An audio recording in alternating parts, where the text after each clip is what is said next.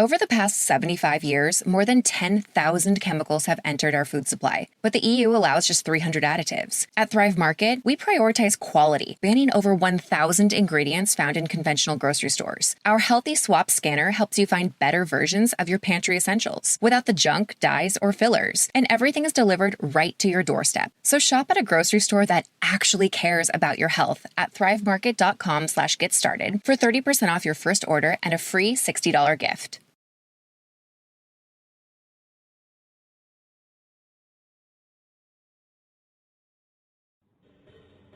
The best late-night conservative talk show in America, Sackheads Radio.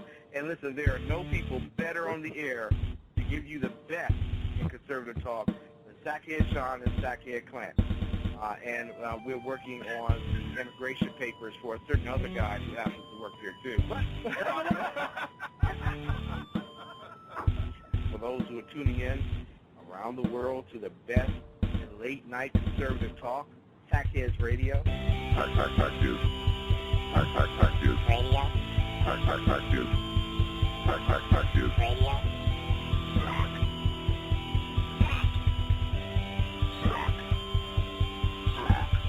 The best late-night conservative talk show in America. In America. In America. And in this web was a large, I'm pretty sure it was the biggest spider I've ever seen. And good evening, ladies and gentlemen. Welcome to the Sackheads Radio Show. It is October the something. I'm just kidding. It's the 29th, 2014. How are you? Thank you so much for joining us this evening. Oh, thank God nothing's going on in the world of baseball, and the Giants certainly aren't beating the Royals right now in the top of the ninth, 3-2. So that's good. We get that out of the way. How's your week, buddy? Fine. Good. What? I said fine. Why are you cranky? I can tell already. I'm not you're cranky. cranky. No. You're cranky. Fine. You're cranky. I said fine. You have boo-boo face tonight. I Why do you don't have have boo-boo boo-boo face? face. Why? Why do you have boo-boo face? I'm going home. This isn't worth it. I am one half of the show, Sackhead Sean. Sitting across from me is Sackhead Clint, and the person who makes it all possible sitting around. Why do you get to be half the show? There's three of us here. Why do you get We're half? part of the live Couldn't you audience. have been a third? I mean, I know, right? Why are you all of a sudden Why half? is your mic on? And so first of all, No, you didn't ask permission for a mic. Because Sacco's smart, and here's why. Because he knew you were going to try and pull some stuff like this. Shenaniganry? Yeah. Okay. You know, we're boo-boo face, and Sacco and I were listening to you. You were outside, and you were on a very important call about our upcoming extravaganza. Extravaganza, as it were, indeed, as it will be. And you said the exact same thing. You are half of the show. You are half of the show between all three of us, and we looked at each other. Like we were sad. We were crushed. First of all, and then you said those two. You said those two pretend white guys. I don't even know what he meant by that. I did. There. Yeah, don't you remember? No, I was drunk. Exactly. Sacco, thank you so much for making it all possible. I appreciate you. Wait, so are you saying I'm the other half? No, he's saying he doesn't appreciate You're about me. to be the other half. That's what's going on right now. Hey, about to be the other half. Don't talk to Clint like that. 2/3 vote. Thank you very much. That's not true. Yeah, that's right. But hang on, let's look at. Ooh. Well, if you're an absentia, I'm just saying. So much to talk about this evening. No, we don't. We don't have anything to talk about. Full list. Hey, we are still in general jackassery. I know. So We're you not can't be moving on going yet. down the I'm list not yet. showing you the list yet. I'm just saying we have a lot to talk about. But you were pointing at the I'm board. pointing so I can read it. Did you do your job 50%? 50%. And did you put a picture of the board out to Twitter? Almost. Here's why I didn't. I, being the utmost professional that I am when it comes to radio shows, wanted to make sure our intro was nailed. And that was a priority. So Well, I that did failed. I know, horribly. It was, right? Horribly. Like, that was one of the worst intros I think we've had. Man. And this building up to a big show. A humongous show. A tremendous show. Two big shows this week. If it had a cape, it would be super big. What if it had a couch and a crown, yes, it would be so fucking big. Right, that's what I thought. Sofa king. Right. Sofa king. King. The Yeah, king what of- do you think I the said? king of sofas. Oh, I was Right. going to say you Big. might want to check off explicit at the end. No.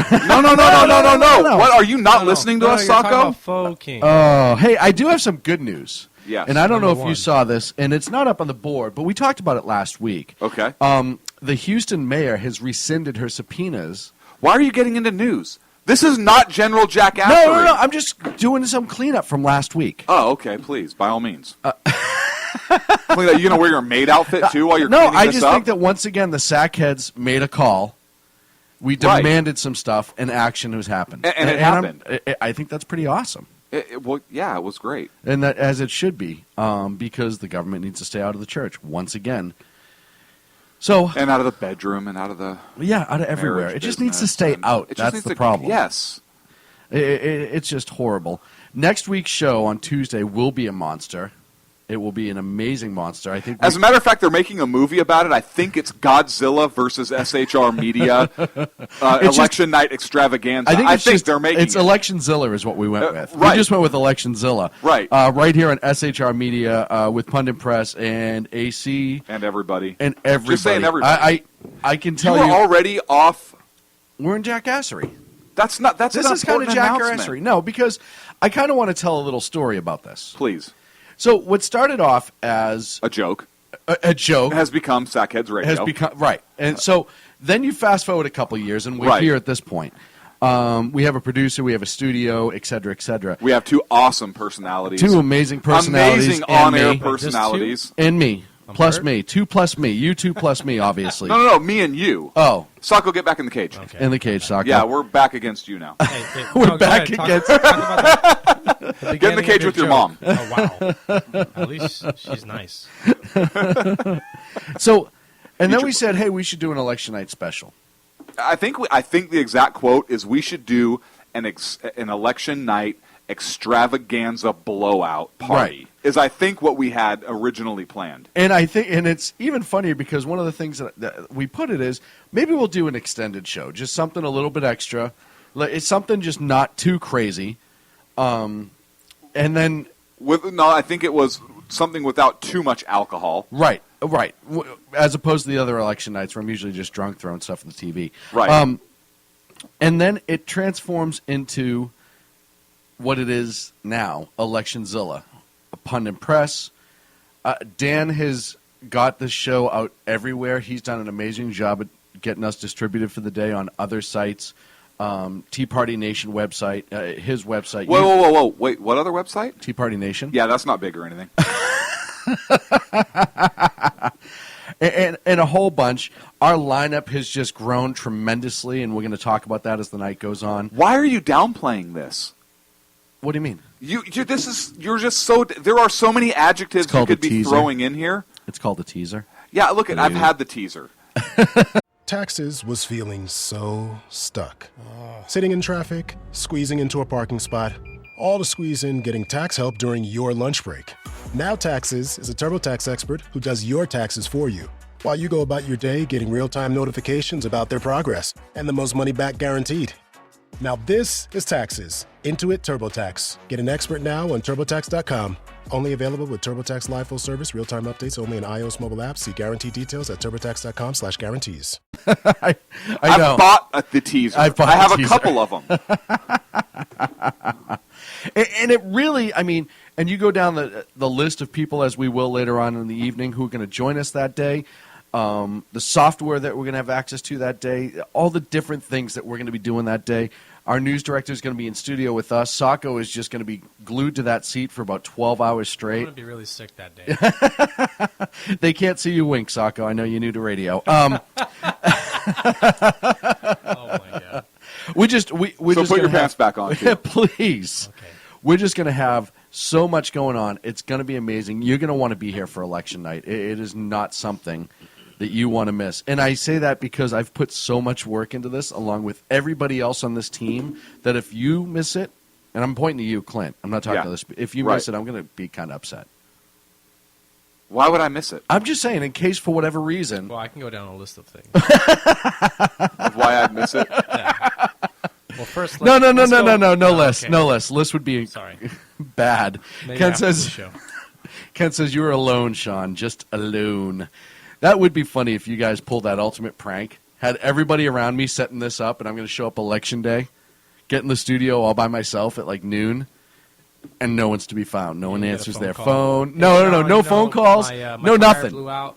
No phone calls. Just nobody shows up. Nobody answers the phone. Sacco's disabled all of the equipment. It's just gone. It's like a Right. fire sale. I'm afraid that might actually happen because so much is going into this, and we're so looking forward to it. We really, really are. I can't wait. I think it's going to be a blast. What about you? What do you think? Yeah, it's going to be great. He's not the best color man in the business for nothing, folks. Whoa. Why are you talking about Ken that way? No. Why? No, you just Ken's said the colored man. That's what you just said. And I know you're talking to him right now in chat. I am. You not just sent him yet. a private message. I am not. Ken, I really apologize for my partner on this. He jumps to weird conclusions. It's all in his mind. I don't know. I'm trying to work with him. Really? You want to tell stories about this week? No, let's Okay, move on. That's a good point.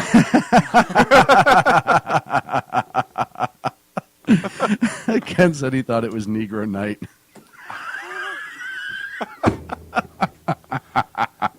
We should do a show Oh, yeah?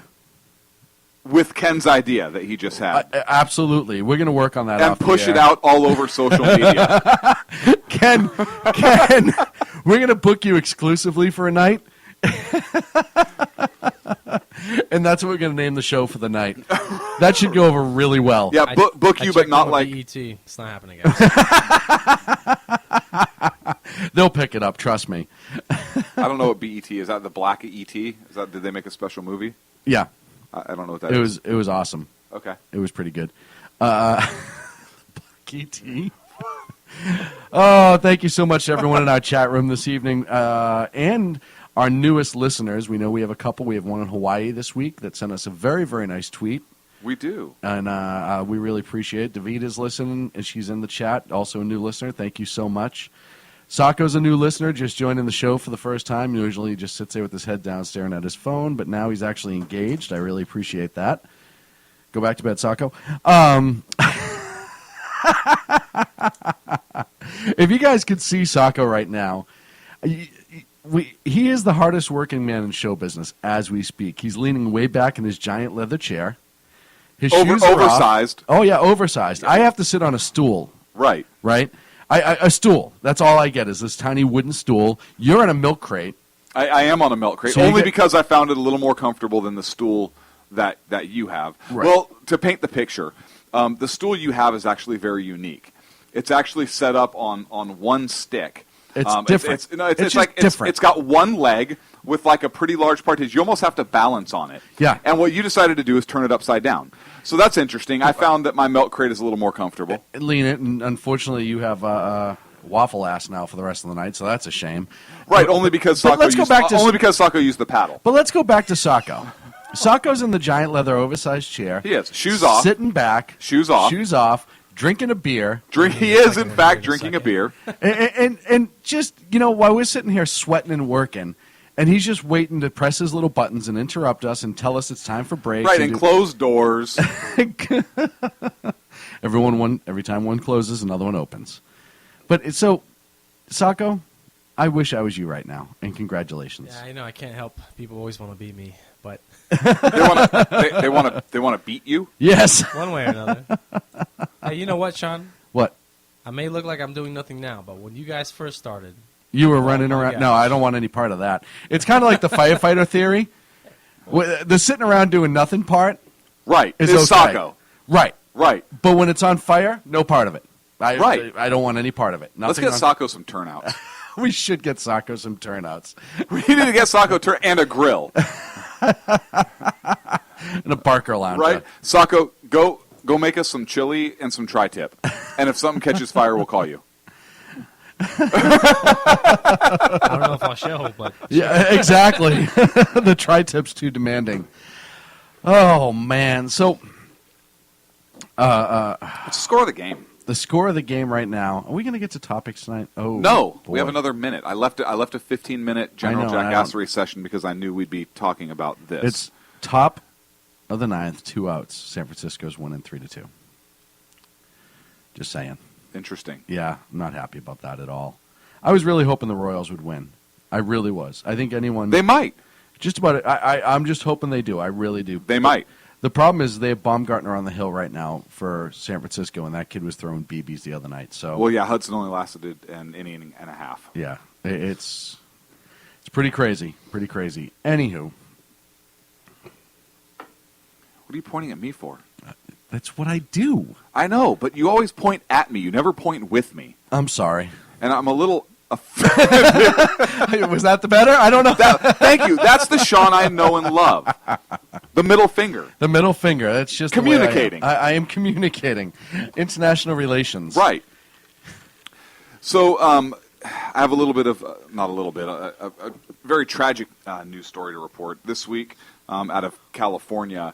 Matter of fact, on Friday, 2 sheriff deputies were shot and killed in the line of duty, and the can I say asshole that killed him? Can I say that? Yeah, we don't have any FCC restrictions. We already marked this an explicit show. Sorry, folks. So the asshole that killed these 2 deputies was a criminal alien.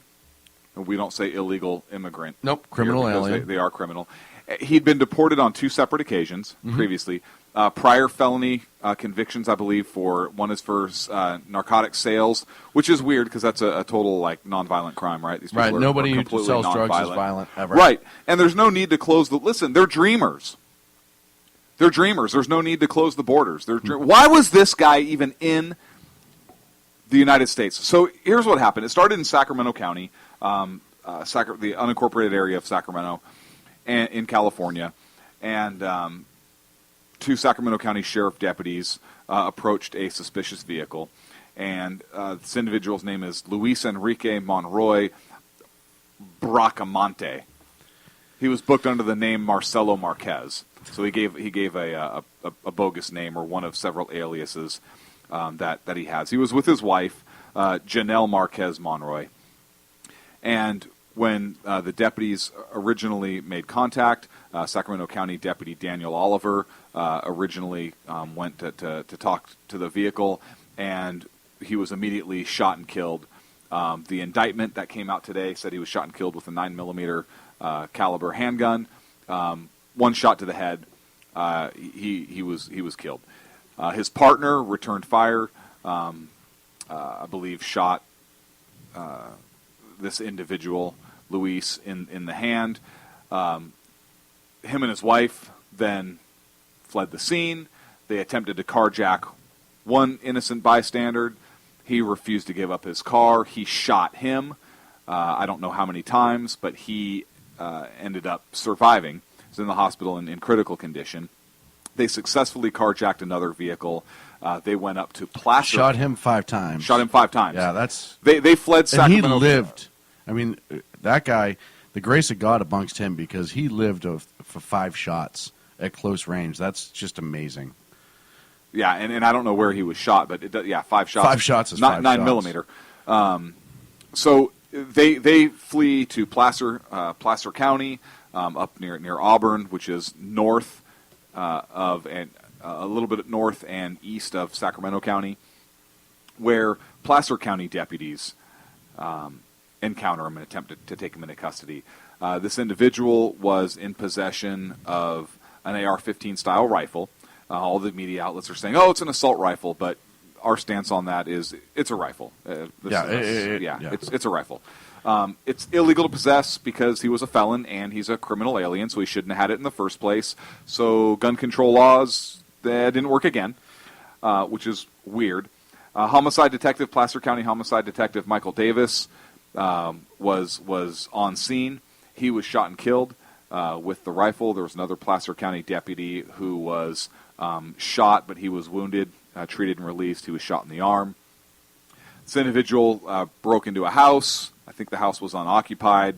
The law enforcement agencies surrounded the house. They shot gas in, and the suspect gave up. was taken into custody, was treated at the hospital, and released. News photos of him when he was on the stretcher being loaded into the ambulance, he was smiling. Yeah. His wife has been charged with as an accessory, so complicit in the murders as well, with the Placer County deputy and the attempted murder of the other Placer County deputy.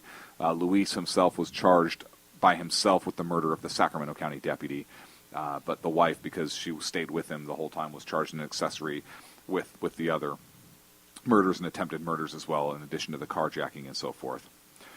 So the trial is going to be held in Sacramento County. A few different things with this. First of all, our thoughts and prayers go out to the family of not only the officers that were killed and the innocent civilians, the innocent person who was shot and is recovering. Our thoughts and prayers go out to all of them and all of their families. We want to give a special thanks to all of our men and women in uniform, particularly law enforcement this week. They go out there, they risk their lives every day. These two gave the ultimate sacrifice, trying to take a dangerous criminal alien into custody, who was violating state and federal laws by possessing weapons, period, because he was a felon. Which I don't know how that happened, because we have laws against that. But we also have laws against killing cops. Yeah, too. there's one against killing cops. Yeah. There's one against being in the country illegally. There's one against carjacking. Right. I think. I'm pretty sure there's one against carjacking. There's one against shooting an innocent civilian for his car. Well, so laws didn't stop this individual, which is weird. This person also had in his possession, he had a 9mm handgun as well as a .380 pistol, though I believe the wife was also in possession. She had a pistol. Yeah, I think she was in possession of a pistol at the time of her arrest, which I believe the California Highway Patrol took her into custody, so outstanding work as well. So a few things. Law enforcement showed great restraint also here, which is what separates them from the criminal, right? Took him into custody alive. Yeah. Which is what the public expects. If they don't resist, there's no legal reason to shoot them.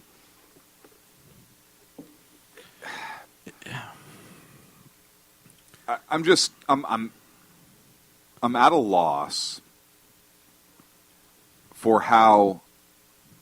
I mean, this should be.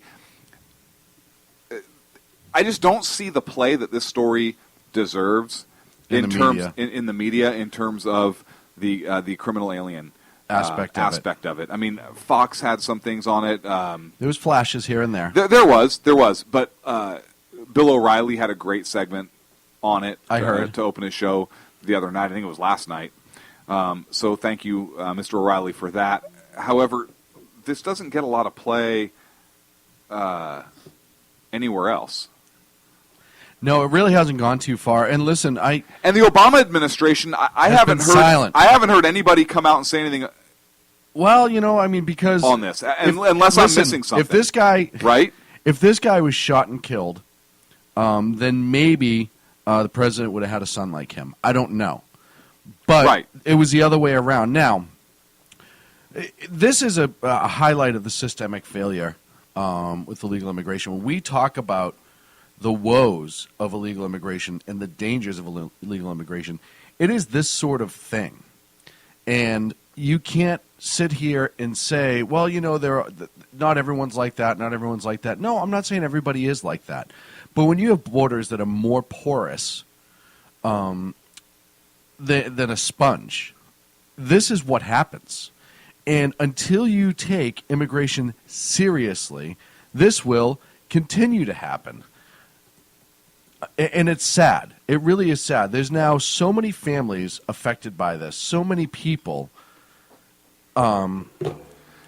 It really is. But nobody talks about from our leadership, right? Nobody at all. From the governor, from nobody governor, at all. Well, listen, the governor Brown, look, he came out. He did say it was a tragedy, and it was a tragedy. Right? A month after he met with the Mexican president, and said even illegal aliens essentially are Californians too. Yeah, no, they're not. And the Mexican president sat next to him at that same meeting in Los Angeles and said, California is just an extension of Mexico, essentially. Yeah, no, it's not. So that tells you their view on this. And listen, this isn't being played up because nobody wants this to be played up. Because, I think a lot of conservative, I know a lot of people say Fox isn't conservative, but a lot of your conservative, even the Blaze and stuff like that, they're afraid of being labeled the racist. I really think that's what it is. Oh, you're going to pick on this poor Mexican who's just trying to make his life.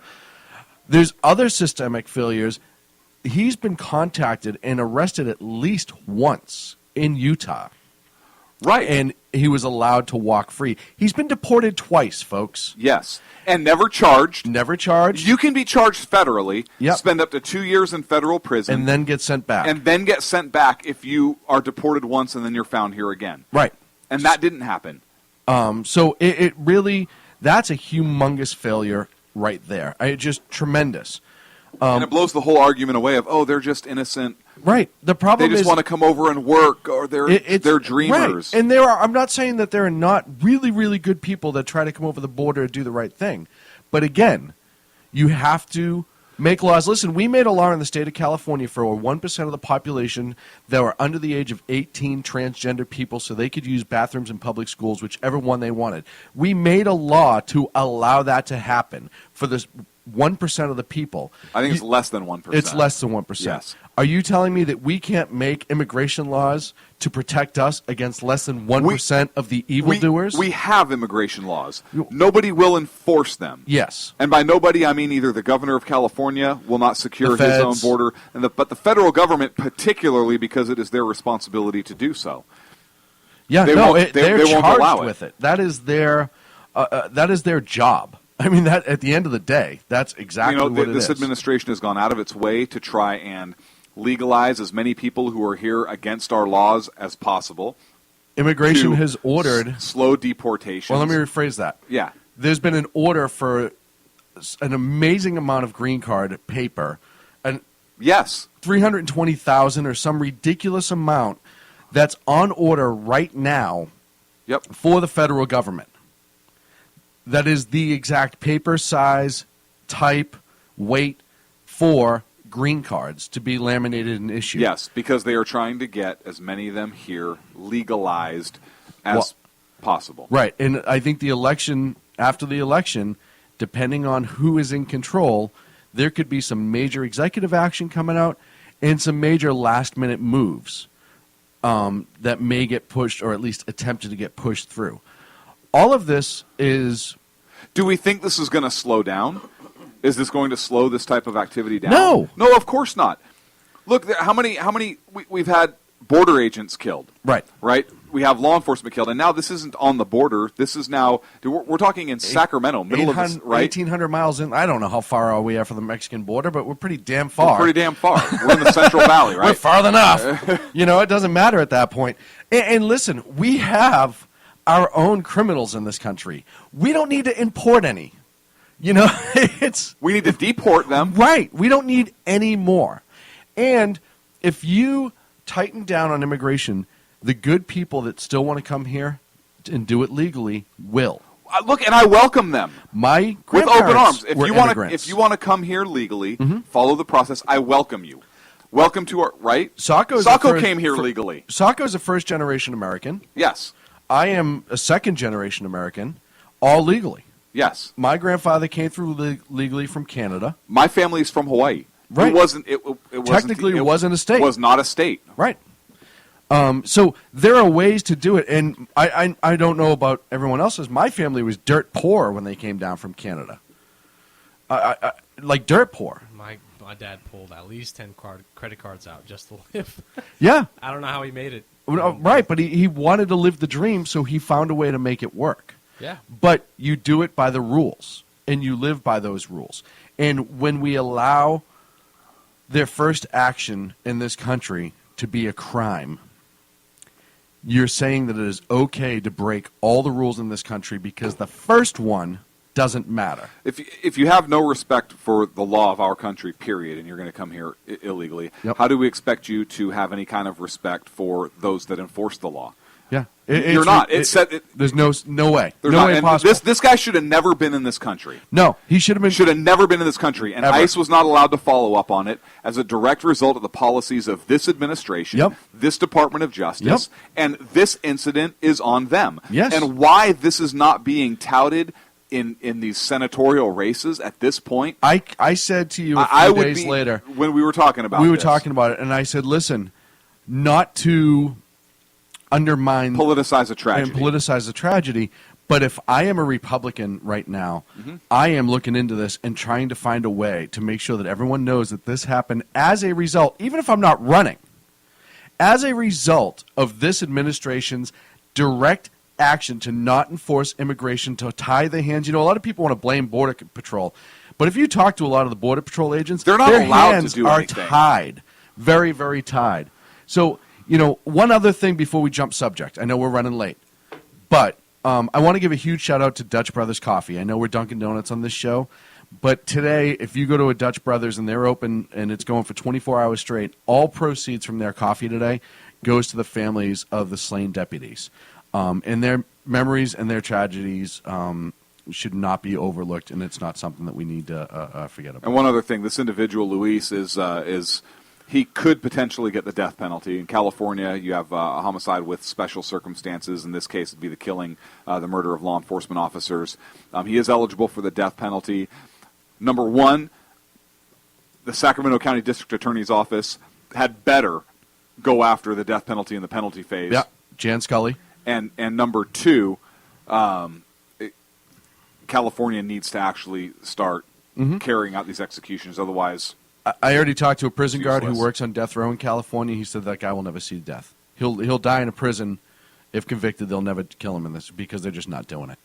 They're just not doing it. So, and again, another tragedy. It's horrible. Yeah. So who's not following the laws? Who's not carrying out the judge's orders?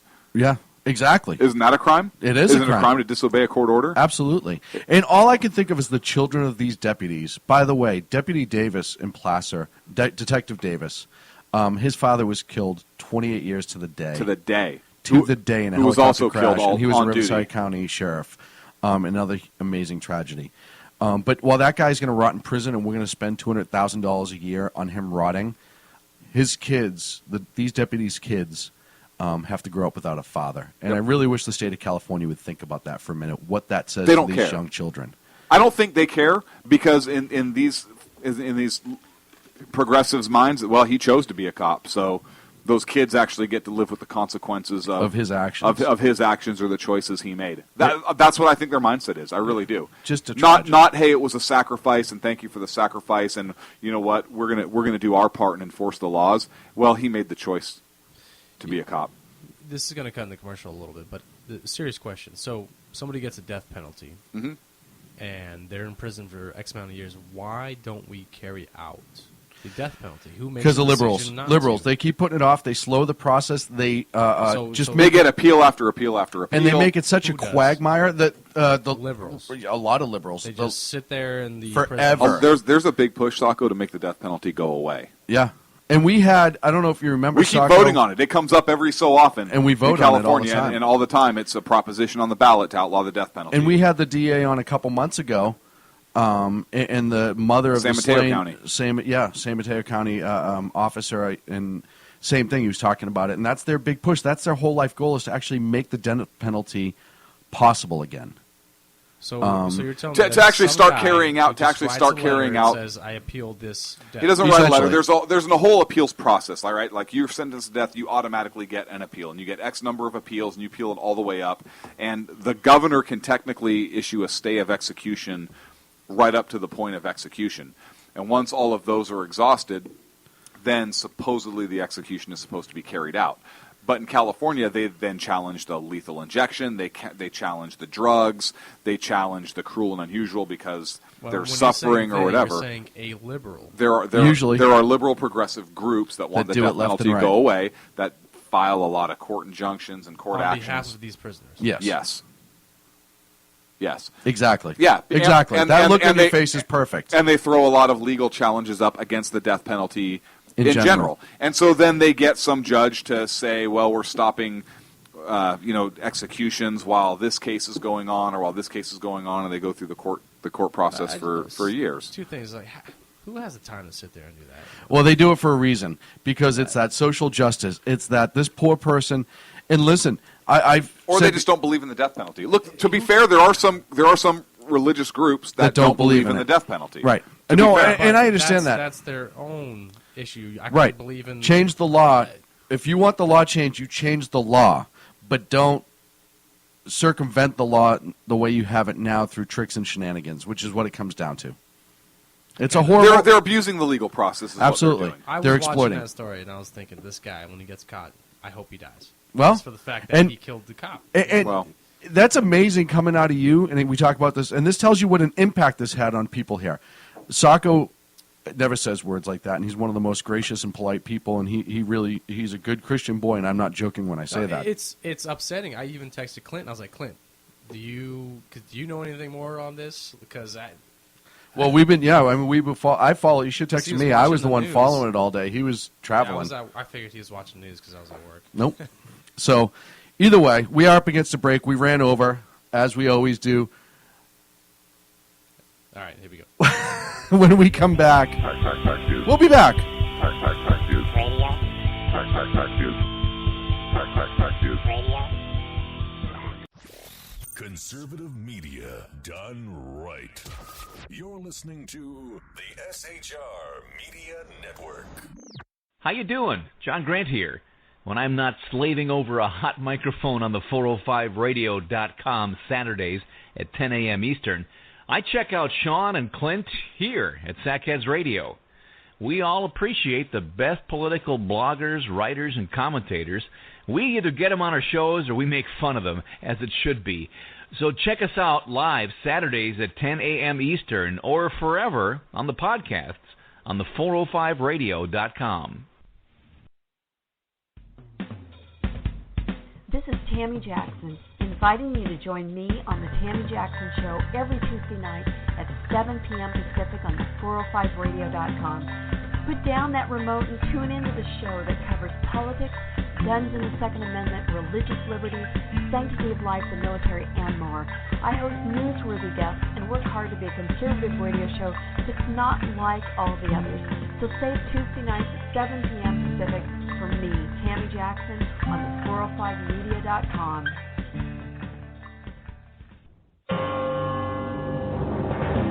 Hello, I'm Paul, a student at Hillsdale College. Here is my professor, Dr. Larry Arnn, on the separation of church and state. America's founders believed in the separation of church and state, in that the country was not to have an official religion or an official sect. But that did not mean that government was to be hostile to religion, or even indifferent to religion, as many today argue.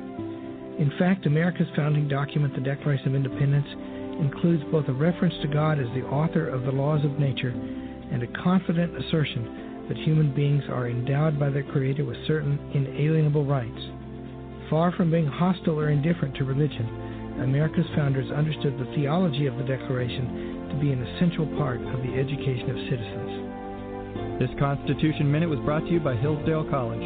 To join the national conversation on the Constitution, go to constitutionminute.org.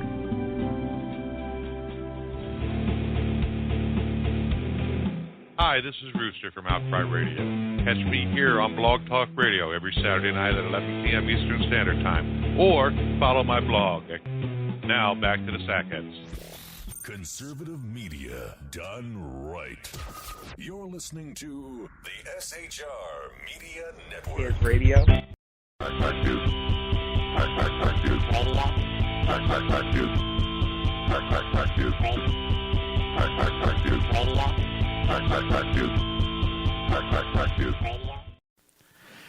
And we're back here on the Sackheads Radio Show. Thank you so much for joining us this evening. If you are listening, go to shrmedia.com and jump into the chat. Couple election night things before we jump into our next topic. Catherine Engelbrecht from Voters Trust will be joining us through the course of the evening. And that's a big deal. That's a humongous deal. For those who don't know True the Vote, I'm sorry, I said Voters Trust. It's True the Vote. For those who don't know True the Vote, they were one of the original PACs that was targeted by the IRS through the whole Lois Lerner thing. Mm-hmm. And Catherine's on Fox News, The Blaze. You see her all over the place. She will be joining us, and she will be giving us voter integrity reports through the course of the night. That's what True the Vote does. That's what they're all about. So we're pretty psyched about that. This Sunday at, I always screw this up, 8 p.m. Eastern Time, 5 p.m. Pacific. Chris Peranto, former operator who is a co-author of the book 13 Hours, The Real Story of Benghazi, will be joining our own Jersey Joe on the Reaver Common Sense show here on the SHR Media Network. Do check that out. Don't wait. Get right in early. And there's a post, and Joe talked about this. If you go to shrmedia.com, if you have a question for Chris, you can post it under the comments, and Joe will weed through a few and maybe select a few to ask Chris that night. So you have a chance to be involved in that as well. Did I get everything? Yeah. Hey! Yeah, actually you did. Well, I'm going down. I can't see anymore because we had so much tonight that the board is actually small. And I'm sure our Twitter followers will be able to see that on the picture you put out.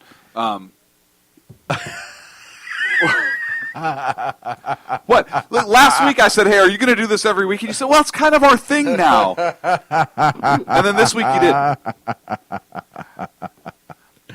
Oh, it sucks to be me sometimes. It sucks to be me. Look, we're up against our terror block segment here. We are terror block. So the federal government has increased security at their federal buildings. Oh, by the way, breaking news, the Giants won the World Series. Game 7. Congratulations, 3-2. They beat the Kansas City Royals. Baumgartner, who's a stud, came in and just played some shutdown ball. Just amazing. So anyways, terror block. So oh, and congrats to our listener, Shannon, who's been taunting us because we're American League fans all week.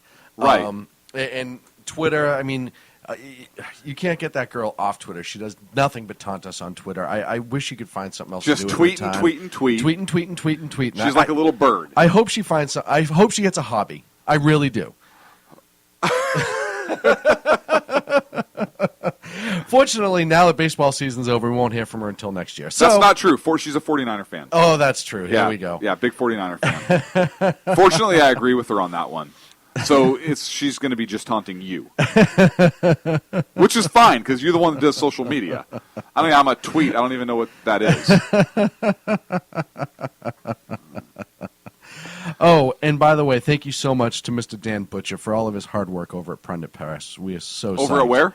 Pundit Press. Oh, okay. I don't know what Pundit. You want Press to talk is. about a stud? What the fruck's a thrush? You want to talk about a stud in the news business, and Dan is, and he'll be joining us on election night as well. And his show will be with us election night. Annie from Southern Sense will keep going. Go ahead. What? I'm just trying to get all the paperwork and housekeeping out. We got to pay bills. We got to pay bills. Terror block. Go. I don't even know where I was now. Any other commercials you want to throw in there while we're talking here? Dude, we're going to get to some substance tonight. We got to make money. What money? We got to make We're money. paying. Increased security at federal buildings. Yes, there are. You heard about this too? I did. Okay. Funny you should mention that. I have that to talk about next. It's odd. I don't even know where that came from. The federal government, in light of the recent terror attacks and chatter that they're hearing coming out from ISIS and so forth, they've increased security at the federal buildings. They're saying, it's really not due to any specific intel or anything that we have. We're just going to increase security. That we're not going to raise the terror level for the rest of you folks. No, it's just us. We Yeah, want us for protected. us, we're going to protect us. Again, and we you have all the guys- guns, and we're going to protect ourselves with more guns while you lowly citizens just suffer. Right. You Good guys, luck with the southern border. Yeah, you go ahead. You can use a baseball bat. Ooh, you possess it for self-defense? Yeah, you can't have that either. Are you a carpenter? No, take that hammer off, son. Right. I So was putting a fence together in my front yard. So, gosh. Oh, man. So these terrorists want a high-profile event in a Western country. They're calling for it. You remember the terror plot in Australia where folks were just going to be randomly kidnapped and beheaded. Was foiled. They had that intelligence come in. They went out. They made, I think, 12 arrests, about a dozen arrests or so in Australia with terror folks there. Yes. There are calls by ISIS and so forth for lone wolf-style terror attacks to operate independently of. They say, hey, we don't want you coming to Iraq. Just take care of business. Essentially, take care of business in whatever. They're going to catch you if you Western try to come country you're in. overseas, so do it at home. Do it at home, and don't tell anybody about it. Just it's a lone wolf attack, because once you start telling people about it, there's a chance that the plot could be foiled, and so forth. So as a result of that, they've increased the feds have increased security. However, there's another warning coming with this as well, and that is the specific targeting against law enforcement personnel. They consider military and law enforcement officers legitimate targets, which is not a big surprise. And in hearing about this, and I know there's some federal agencies that say, hey, take all the markings off of your clothing, social media, watch it, don't post anything. They're law enforcement officers, and particularly some of the Homeland Security officers, they're being requested or being told to, hey, take these precautionary steps. We know that this is coming. We know that our not only military but law enforcement folks are targets. So be prepared. And we saw that in Canada. We did. We saw that in Canada very, very recently. And I think this is another reason why this is coming. I mean, we have loose borders, which again comes back to this administration right now. But look, this kind of ties in with a couple things, and we've talked about it on this show before, but I need to touch base on it now. Terrorism is a very real threat. There was a woman beheaded in New York today. They believe that it was her son that did it before he threw himself in front of a train, because he's the one that dragged her headless body out of the home. And there's no ties right now to terrorism. But the statement I read from the police didn't say that there's no way this is tied to terrorism. They said, well, we can't see it. We don't see a connection right now. Which is amazing, because just last week they had their own police officers attacked by a man with a hatchet, yes, who was a jihadist. Yes. And acting, from what best we can tell right now, as a lone wolf attack. As a lone wolf attack, absolutely, as directed by ISIS. Absolutely. So we know this is happening. We know that these attacks are more, potentially imminent, but we know they're happening. We know the terrorists are here. The Muslim extremist who beheaded the lady in Oklahoma was in the process of attacking another woman when he was shot and killed. So a couple things. Number one, there is such a push and such a call right now for the perceived militarization of law enforcement. And there is such outcry about law enforcement having armored vehicles. There's outcry about law enforcement possessing AR-style rifles. And I need to go back to our old story here for a moment. I was watching a news report, and I wish I had this reporter's name. I tried my best to find the clip, but it is not out there. This jackass... KCRA, right? I think it was KCRA Channel 3, I think. In Sacramento, yeah. But this jackass reporter, did you see this too? Yeah. He's overhead in the helicopter, and there's law enforcement on the ground. This individual just shot and killed 2 sheriff deputies. A third deputy was shot. An innocent civilian who was attempted to be carjacked was shot 5 times in the face. So you had an attempted murder there. He was reported to have multiple magazines strapped to his body, multiple according to police weapons. Reports. When he shot one of the deputies in Placer, he took his shotgun and 50-round bandolier from his car that he stole. So patrol car. Yes. So it's heavily car. So he's a heavily armed individual who has propensity to murder and kill people. Right. And this jackass overhead makes the comment something to the effect of, look at all of these officers. There's helicopters, and there's officers with their automatic weapons. First of all, jackass, if you don't know what you're talking about, don't speak, because law enforcement officers do not have fully automatic weapons. Well, and it's also one of those things, though, it goes back to, we talked about this in the chat room, it goes back to the word assault rifle. Just because it has a detachable magazine. Just because it's scary looking. Right. And all of a sudden. Right. Just because it's scary looking. Yeah, it's a modern-day musket, jackass. So he says, look at this. It looks something to the effect of it looks like a military zone or it looks like a police state or something down there. I'll tell you what. Why don't you let those cops on the ground pick that guy up, take him over to your neighborhood, drop him in front of your house, and then go away? Yeah, that's not going to happen. Wouldn't that be great? The poor defenseless criminal alien and murderer? Jason just sent me a message. He's actually going to contact KCRA and request the footage directly from that day and see if he can get it for us. And thank you, Jason, for being on top of that. Seriously, if you can get that, that would be outstanding. I think it was Channel 3. I think. Now, were you watching the same? No, I think you're right. The same report, and just from because there are a few news organizations. Right, but being in Sacramento, they're the only ones I think that have a live helicopter. Channel 10 may. Oh, okay. We can. That would be easily. So it's one of the two then. Yeah, I don't. Like I said, I don't know. I don't want to condemn this news agency if it wasn't them, but I think it was. I'm not 100% sure. Yeah, I was just, and then to hear other people talking about it also. Like I had other people comment to me, wow, I heard this reporter say something. A lot of people were upset. I was like, wow. Well, and again, it goes back to people in the area, and just because we're here, we were able to get in touch with it. But that strikes a chord. These two police officers that were killed by this scumbag who shouldn't have been in this country, and then you had the footage from that and everything.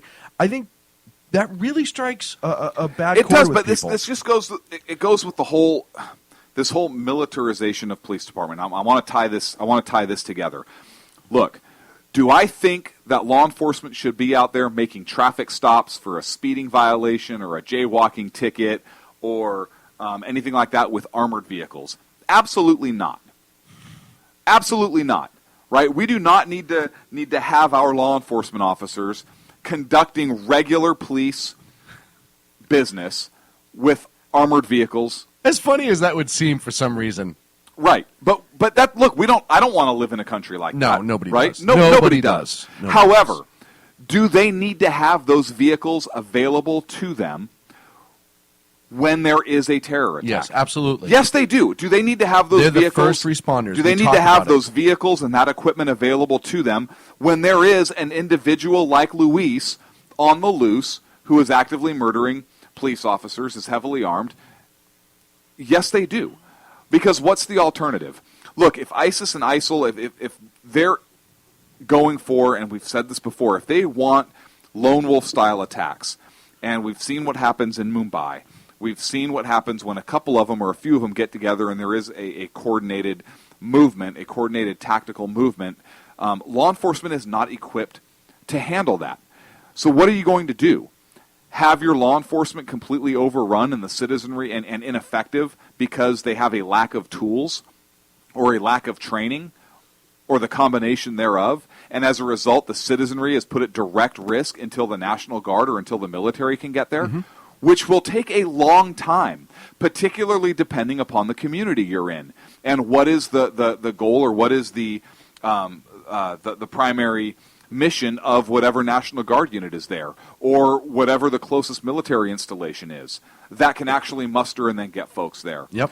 You need to have that stuff available to your local law enforcement authorities. Creates a balance. To bring out and mitigate that threat. The other side of this, do you want the federal government to be the only one with those toys? At all. No. Or do you want to have those toys in your local community under the local control as well? The sheriffs say, Sheriff Scott Jones of Sacramento or the sheriff up in Placer County. Right. Folks that, and I think it's the Placer County sheriff who already stripped the federal ranges of local law authority powers. Remember we went through that whole, like last year.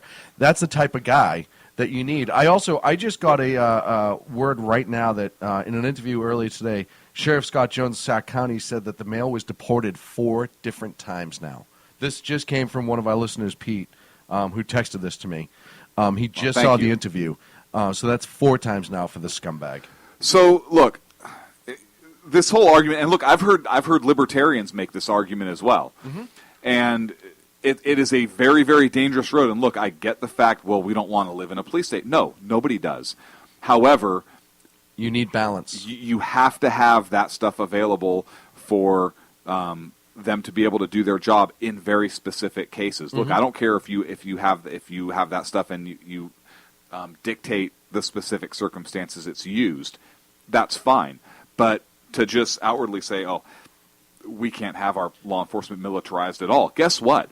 This new threat, this new terror threat, is going to require certain tactics to be able to deal with it. We are under attack. We are under attack. We need to finally accept that as a nation. We are again under attack, and we won't see the 9/11 big style attack that we saw. We may not. Anything's possible. But we are going to see active shooters, IEDs, active killers, and we're already seeing it. Yeah, we are already seeing it. We just named a couple, right? Oklahoma, and NYPD. New York, NYPD. The guy up in Seattle that went to New Jersey. So. Yeah, it is scary, and times have changed. But more importantly, one of the things that we can do is utilize technology to defend this everyday citizenry. And honestly, your best bets are your local sheriffs and law enforcement. They're the ones that do that every day. They know what they're doing. And like you said, no, as funny as I just picture this gigantic MRAP pulling over a little old lady for not wearing her hair bun right or whatever, whatever they pull people over for. It just climbing like the door opening for 5 minutes, put it like the Get Smart door, right. And then he finally comes out. I don't know why that would be funny to me. Because it's ridiculous. So look, another way to do it is, again, I say it every week. I'm going to say it again, but right before you get into the arm next, the citizenry. Look, arm the citizenry. Yep, they're going to be the we first are the line militia. of defense. Also, we are, and they're going to be the first line of defense when something really bad happens, even because before law enforcement gets there. And we're seeing it more and more that citizens first are acting with those who carry their weapons legally. They are acting. We're seeing it more and more. No, that's you on the board.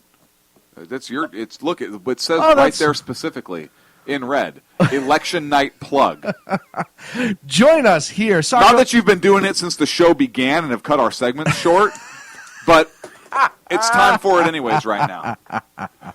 Check us out on Election Day, November 4th, 2014, here on the SHR Media Network.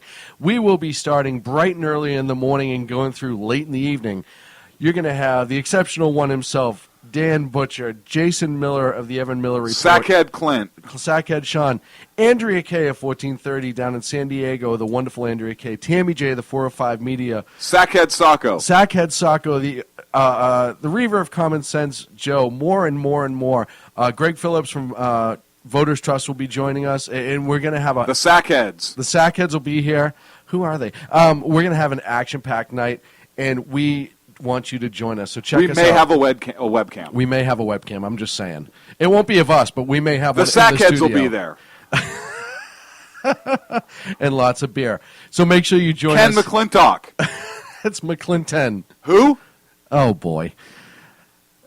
So make sure you check us here on election night. The Sackheads.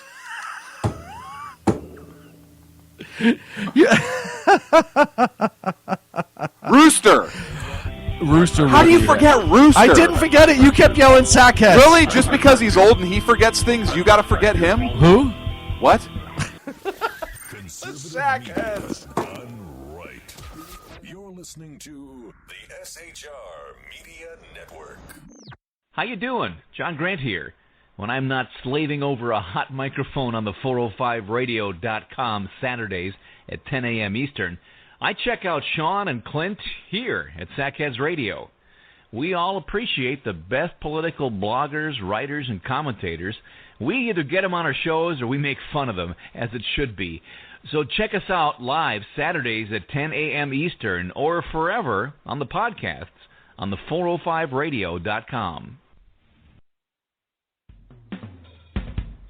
This is Tammy Jackson, inviting you to join me on the Tammy Jackson Show every Tuesday night at 7 p.m. Pacific on the 405radio.com. Put down that remote and tune into the show that covers politics, guns in the Second Amendment, religious liberties, sanctity of life, the military, and more.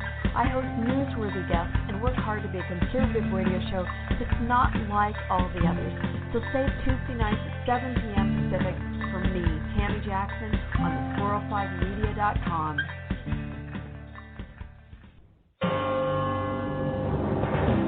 Hello, I'm Paul, a student at Hillsdale College. Here is my professor, Dr. Larry Arnn, on the separation of church and state. America's founders believed in the separation of church and state, in that the country was not to have an official religion or an official sect. But that did not mean that government was to be hostile to religion, or even indifferent to religion, as many today argue. In fact, America's founding document, the Declaration of Independence, includes both a reference to God as the author of the laws of nature and a confident assertion that human beings are endowed by their Creator with certain inalienable rights. Far from being hostile or indifferent to religion, America's founders understood the theology of the Declaration to be an essential part of the education of citizens. This Constitution Minute was brought to you by Hillsdale College. To join the national conversation on the Constitution, go to constitutionminute.org.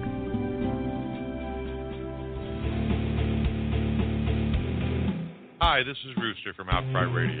Catch me here on Blog Talk Radio every Saturday night at 11 p.m. Eastern Standard Time, or follow my blog. Now, back to the Sackheads. Conservative media done right. You're listening to the SHR Media Network. Radio.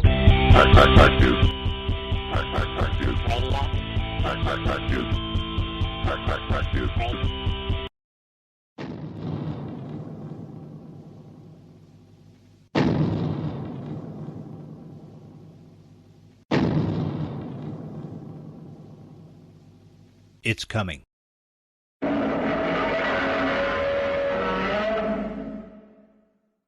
From around the nation and beyond.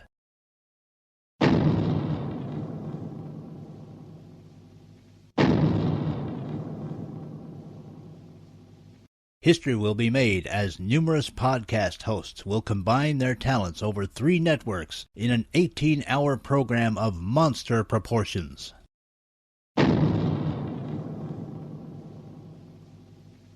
Election Zilla.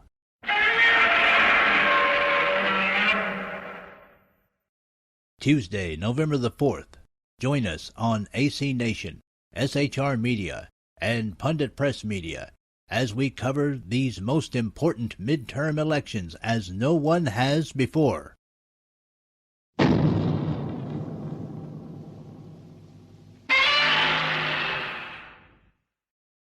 The new mainstream media is here.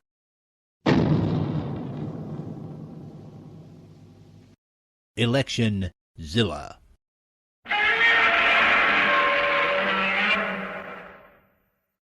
Be ready. And we're back here on the Sackheads Radio Show. Thank you so much to Ag for putting that together for us for Election Zilla that night. So, before we were coming back from break, and after I got Clint to stop saying Sackheads repeatedly at the break. Sackheads. And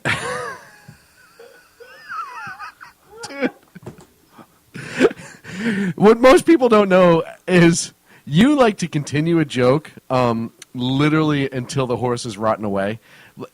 So at the break, Clint's just walking around the studio just saying Sackheads repeatedly. And for me, it's kind of funny. How do you know I don't have Tourette's? Why are you making fun of a potential medical condition that I may have? Speaking of medical conditions. I am so sorry. I did not mean that. Speaking of medical conditions, you have an Ebola update. I do. Well, then get to it. Somebody else got Ebola? There you go. Any questions? Feel free to call in with your questions. We had the New York doctor come down with Ebola this week.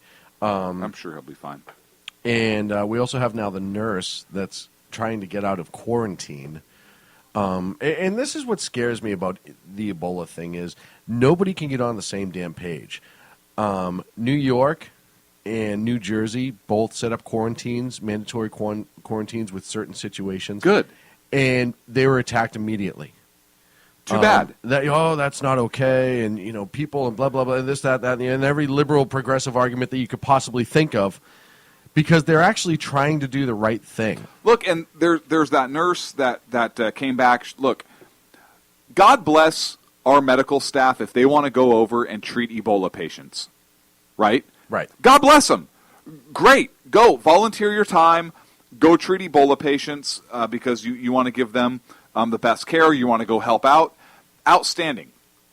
However, don't get pissed off when you come back into the country and then you have to spend 21 days or whatever it is to ensure that you don't become infected, or that you don't get others infected as a result of a choice you made to go over and help. Yeah. Look, I think if you go over and help, and that's what you decide you want to do, then you go over with the understanding that you're going to have a quarantine. That you're going to have a quarantine when you come back. It's just part of it. Why does this nurse being in quarantine for the safety of... And look, I'm one of the big ones, right? I don't like forced anything on anybody. However, your liberty ends when other people's liberty is in jeopardy, right? Or when you compromise the liberty of others. And if your choice to go to an Ebola-stricken country means that it's possible you contracted Ebola and you can spread it, and thus negatively impacting the liberty of others, in the sense of they have a right to life, which Ebola can end, it can threaten that, then guess what? You have to sit in quarantine. You're not under arrest. You're not in shackles, right? No. You're at home or whatever it is, and that's part of it, and that's necessary, I think, in this case. Particularly, it's not like they just come over and said, you're quarantined because. You were in an area known for, but you were in direct contact with people infected with this disease. Right. We don't have the CDC police yet. Right, and we know that people that treat people stricken with Ebola have come down to and contracted the disease. Right. It's pretty cut and dry. It should be. It should be. So this in nurse, the fact that this nurse now wants to complain about, well, now I have to. Well, listen, why is it bad that you went and helped? You wouldn't have helped if you had to go through a quarantine. Is that what you're saying? Right. Right? Are you saying because it now inconveniences you, you would not have gone over and donated your time? Well, it kind of goes back to the nurse out of Texas that decided to fly after she found out her partner came down with Ebola, and she was having symptoms. It's the same thing. Well, the CDC said I could fly. Now, and why is it that we can quarantine? You brought it up with the military. Why is it we can require our military personnel to be quarantined for 21 days, but nobody else? Why the two different standards? Well, if we are following protocol, or we are following, it's really not a big deal. Then why are we quarantining our military? I have a theory. It's because they don't like our military and they want to keep them on lockdown.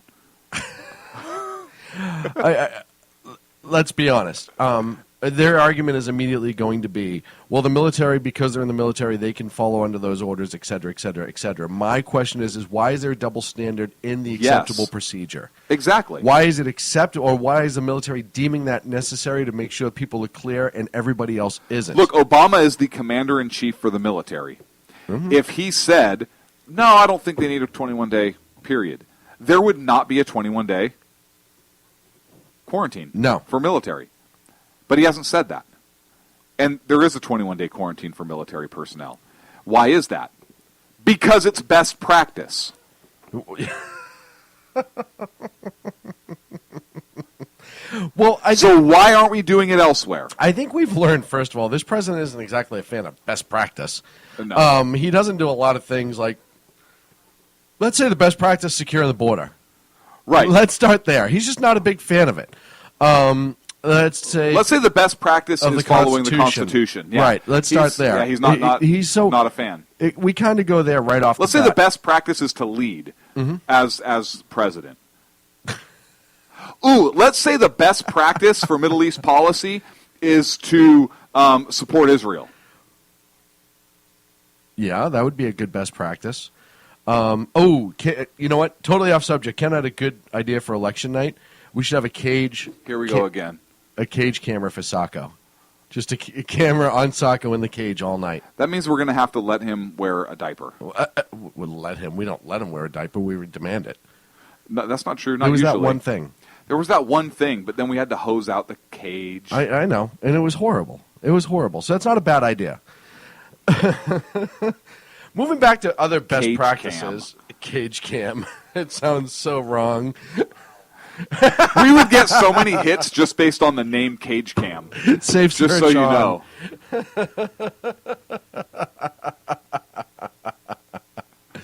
know. Well, and my biggest concern, like you said, is you have best practices from the military and suggestions from the medical community about the 21-day quarantine. And there's not, listen, this is a threat to the homeland, if you will, to the baby mama land. In the sense that if this outbreak gets bad enough, and look at, we're getting lucky, it looks like, with the enterovirus that it's not carrying on as it was. We don't need Ebola in the middle of flu season catching fire. Everybody's going to think they have Ebola. Yeah. Oh, geez. Everybody's going to think they have Ebola. Everybody. So, but have you heard about the State Department internal memo that came out now? So there's a State Department internal memo that was discovered, and Fox News broke it, where they were talking about how there are plans, or it was more of an issue exploratory memo. Jan Psaki, the State Department, thank you, spokeswoman says, there are no plans right now to do this, but there's an internal memo from the State Department that talks about bringing Ebola patients into the United States for treatment. Well, there's no plan. I mean, it's just an internal. It's kind of like an exploratory. It's like a. It's just an issue paper. What she really. should have said is, we're beyond the planning stage, is what she meant. We're to the implementation stage. We've gone past planning. Planning's not going to happen. We don't need to plan anymore. We've done it. We're actually starting to implement now. Yeah. They say that's not the case.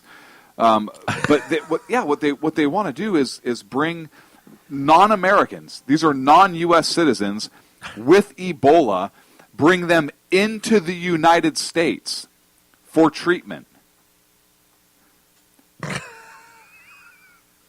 The purpose of the memo, quote, come to an agreed State Department position on the extent to which non-U.S. citizens will be admitted to the United States for treatment of Ebola virus disease. I laugh because it's funny, but because it's insane. Well, this memo talks about, and you can find this memo online. It's everywhere. Just Google it. And it talks about how they want to come up with this plan and a system for expeditious parole of Ebola-infected non-citizens into the United States as long as they are otherwise eligible for medical evacuation. Quote. That's a quote. So here's the thing. Well, there are lots of things, but I'm gonna quote here part of this memo again. Operationally, that requires an almost immediate request for medevac and approval for travel to the United States, as the medevac process itself is a 2-day journey. This presents a challenge since under, and it quotes a law, so I'll just say, instead of reading all the numbers, I'll just say, since under, bracket, federal law, end bracket, and executive order, Ebola virus disease is a communicable disease of public health significance and grounds for visa ineligibility. So, it's a challenge because federal law and an executive order basically says that if somebody has this, they don't get a visa. They don't get to come here. They either have to get a waiver or parole. When is parole ever a good thing? When was the last time anyone's been psyched to be on parole? Right, when is the last time somebody on parole you were like, yeah, hey, come on in? Right, yeah. Yeah, let's watch football, eat pizza, drink beer together. Oh, you're on parole? Sweet. For what? Oh, murder? Oh, no, Ebola? Oh, yeah, perfect. Yeah, come on in. Does it matter? Parole. This is so ludicrous, it hurts. It is, right? What are you on? Ebola parole. Oh, that's a problem. That's worse than, like, I don't know. So who would you rather have at your dinner table? Somebody on Ebola parole or somebody on rape parole? Rape parole. I can shoot him if I need to. Right, right. Because their bodily fluid probably is not going to. Well, you never know. You never know. But it's certainly not Ebola. Probably. I have a better chance, is what I'm saying. Right. Listen, it's like everything else. You know, it goes back to the Obama administration and this global globalization of America. Right. Well, yes, we are citizens of the world first, not Americans. But I want to read the last line of this, which is interesting. Ebola parole. Okay. The precise language and structure would be jointly developed by the, and there's two agencies listed. Who would you think it would be? The precise language and structure, if we were to do this, would be jointly developed by who should it be, and then who is it? Who should it be? Yes. It should probably be by, it shouldn't be by anyone, but the CDC. Okay, so Center for Disease Control and Immigration. And Immigration. Right. I like those two. I was going to say Center for Disease Control and Surgeon General.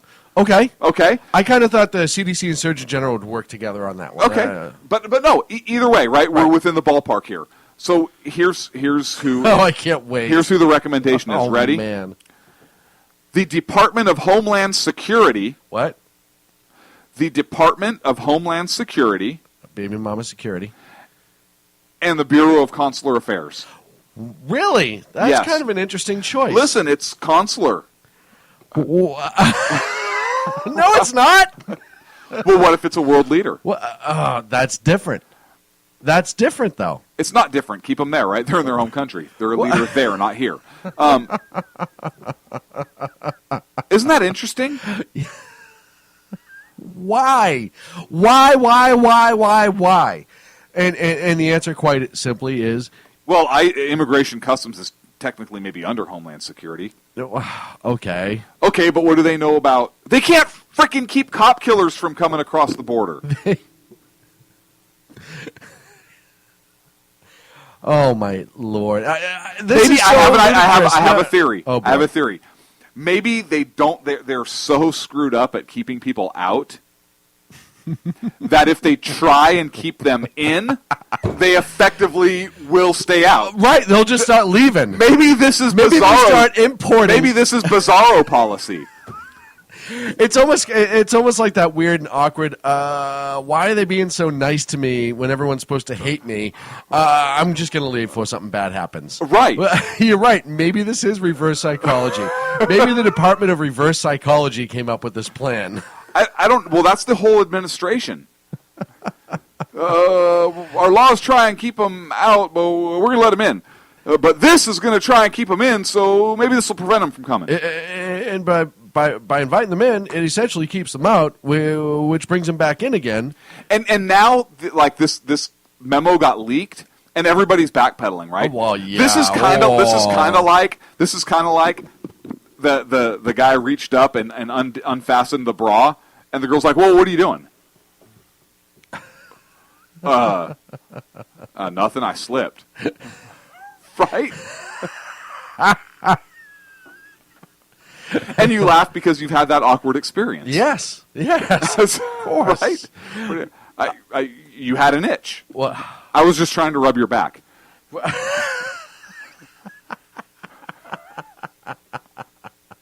I've never used that one. Ever. Right. And listen, the simple fact that we're going to start importing a potentially fatal disease is just insane. We might as well be importing ISIS, right? What better way to keep them under our thumbs is if we bring them into the country and keep tabs on them. You know why we won't deport illegal aliens? Why criminal aliens? Why? Because we don't like to export anything anymore. We suck at exporting. Except jobs. Is it like, are you a job? No, I'm a person. Oh, fuck, you can stay. Yeah. We import everything. Hey, do we have Ebola? No, we don't have it yet. Let's bring it in. We need to import it. Why don't we pay them for it?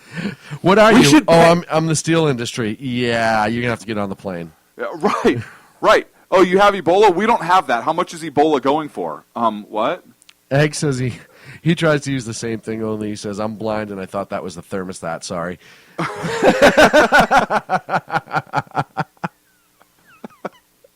Man, blind guys have all the luck. I know, right? I thought that was the thermostat.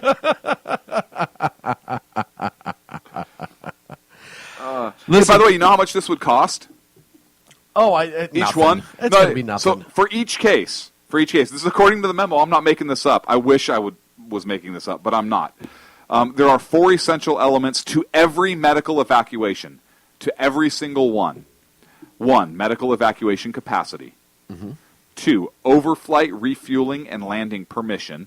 So we have to pay money to other countries 3, to report Ebola. a hospital able... That's literally what we're saying. Able and willing to treat the patient. Oh. I got an idea, hospitals. How about you all tell them to get bent? For U.S. citizens only. Yeah, say we refuse and to number do it. 4, funds to backstop reimbursement. Here's how much. They estimate $200,000 for medevac and $300,000 for treatment per case. $500,000 per person per case. U.S.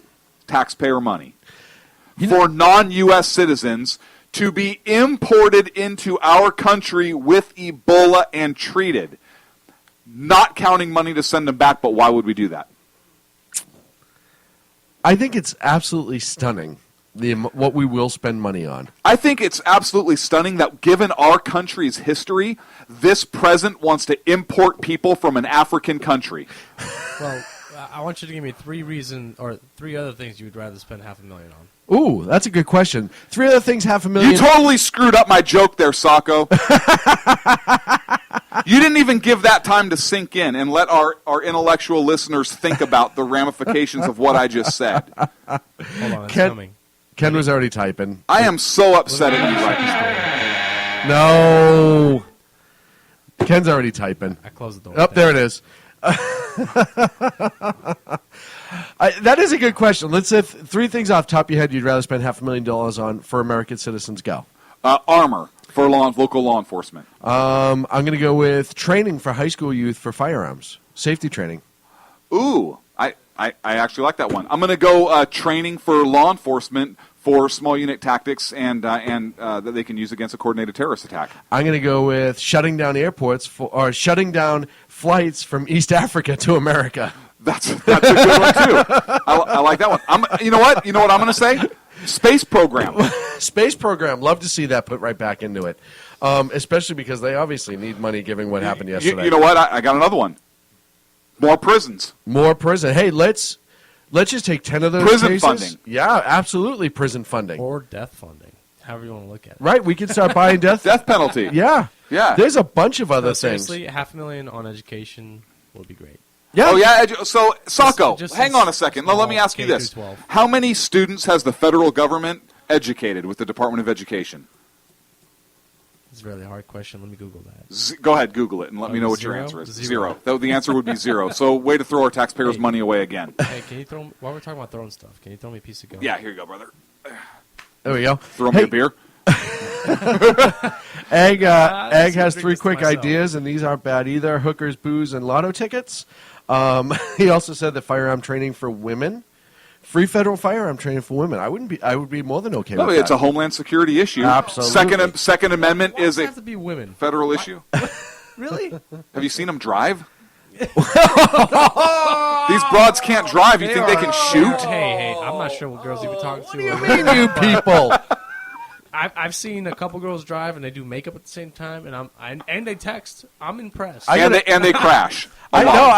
I've said this before. I'll say it again. I haven't ridden with. Don't you start kissing ass. No.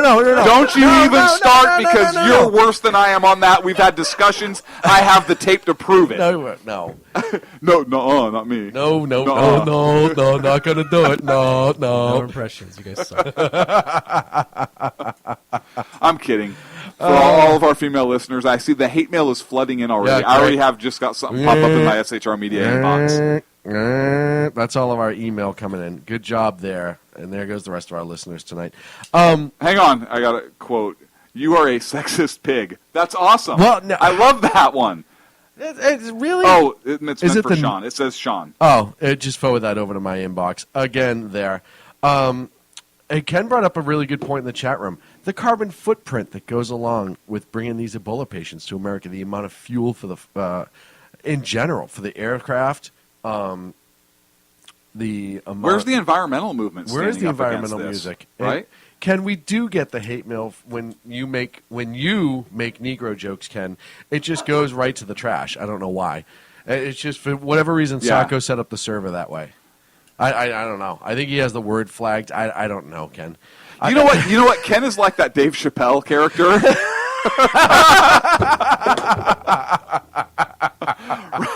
right? Like the KKK, the black KKK, blind black That KKK might have been guy. one of the funniest skits I've ever seen on television.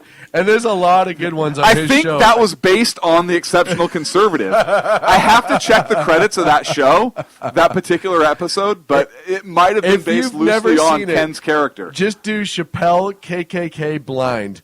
And it pops up pretty quick. That has to be one of the funniest skits I've ever seen in my life. I was dying. Absolutely dying. It's almost as good as Key and Peele with the slave traders. That was a great one, too. That was good. That was good, too.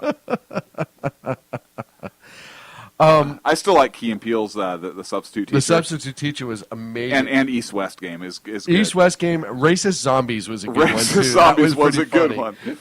Yeah. However, the blind KKK Chappelle skit, yeah, Exceptional Conservative. Pretty sure. We got to find out if his name was Ken in it. Hey, folks, guess what's happening on Tuesday, November 4th here on the SHR Media Network? Sackheads are going to be Nothing, you say? Nothing, you say? We have election night coverage starting early in the afternoon, going late in the evening. And a big, big announcement, in case you missed it earlier. Tim Salady Sr. has joined us for media partner on the election coverage. He runs Tea Party Community and the Tea Party Tribune. He'll be carrying all of our election coverage. He's a big for the deal. night. He's a big deal. He's a big deal. Including our radio, video, and our written content. More than 14 million listeners and watchers throughout the day on those websites, so it's going to be big. You don't want to miss it here. We're going to have people localized all over the country just following very, very specific races, keeping us up to date on it. Orlean Cole's going to join us, and she's following all the big propositions in the country. That's another big one. Jason's going to be here all day anchoring with us, along with Jersey Joe, who's going to watch the Southeast for us and give us updates regularly on that. Speaking of Jersey Joe, you see how I did that? That was nice. I wasn't speaking of anybody. Oh. What were you waving at me for? Because I was... Just go. Okay. We all know what happened in Benghazi, and there's been a ton of questions about the truth that happened coming out of Benghazi. We don't hear anything from Trey Gowdy's group, which I'm a little disappointed about. Yeah, we haven't heard a lot in a while, and you figure this would be coming out now at the election, which, on the other hand, they may not be politicizing it and using it for elections. And which is good. If that's the case, I will give them credit. Get on with your plug. So, and we all want to know facts from what happened in Benghazi that night. Jersey Joe was able to book Chris Peranto. He's one of the co-authors of 13 Hours in Benghazi, the real story of what happened. And he will be joining Jersey Joe this Sunday, November 2nd, at 5 p.m. Pacific, 8 p.m. Eastern Time. It is going to be a humongous interview. You do not want to miss it. I haven't talked to Chris directly. Joe tells me that he is just an amazing human being. He's going to have a lot of great stuff today, completely uncensored, completely raw. He's going to give us all the straight facts. Also, if you want to submit your questions for Chris, and I can't guarantee it's going to be read. There's going to be a lot going on that day for Joe. You know, the Rook is still trying to get things together, and this is his first big interview, so don't do anything crazy and get him all nervous. You know what I mean? He's about to go, bat for the first time in his major league career for the most part. So let's not start throwing balls at his head. Let's just let the kid swing. Anywho, go to shrmedia.com. You will see the announcement for the interview with Chris Peranto. Go ahead and if you have any questions, add your comments underneath there. Joe's going to screen them and pick out a few to ask Chris that day. So huge interview, huge election night. We are looking forward to it. We're going to all be here and dialed in, and it's going to be a big deal. So make sure you join us here on the SHR Media Network and our partners, Pundit Press Media, AC Nation, all the other ones that'll be there that night. and we're going to have a great lineup for you. I absolutely promise. We are up against a break. Hey, we are up against a break. I did it. You did it. I got it on time. It doesn't happen. Oh.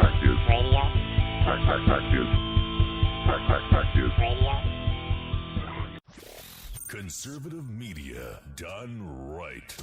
You're listening to the SHR Media Network. How you doing? John Grant here. When I'm not slaving over a hot microphone on the 405radio.com Saturdays at 10 a.m. Eastern, I check out Sean and Clint here at Sackheads Radio. We all appreciate the best political bloggers, writers, and commentators. We either get them on our shows or we make fun of them, as it should be. So check us out live Saturdays at 10 a.m. Eastern or forever on the podcasts on the 405radio.com. This is Tammy Jackson, inviting you to join me on the Tammy Jackson Show every Tuesday night at 7 p.m. Pacific on the 405radio.com. Put down that remote and tune into the show that covers politics, guns and the Second Amendment, religious liberties, sanctity of life, the military, and more. I host newsworthy guests and work hard to be a conservative radio show that's not like all the others. So save Tuesday nights at 7 p.m. Pacific for me, Tammy Jackson, on the 405media.com.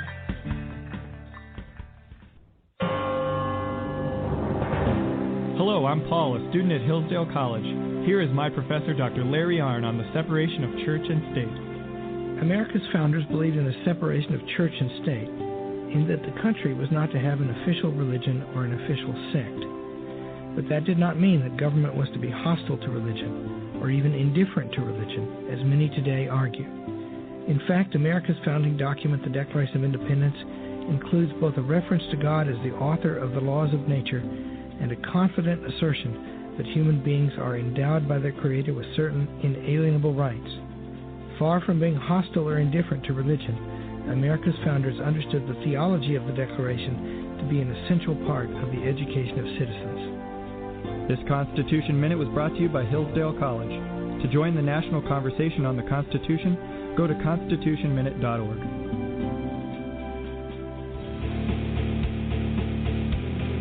Hi, this is Rooster from Outcry Radio. Catch me here on Blog Talk Radio every Saturday night at 11 p.m. Eastern Standard Time, or follow my blog. Now, back to the Sackheads. Conservative media done right. You're listening to the SHR Media Network. Here's radio.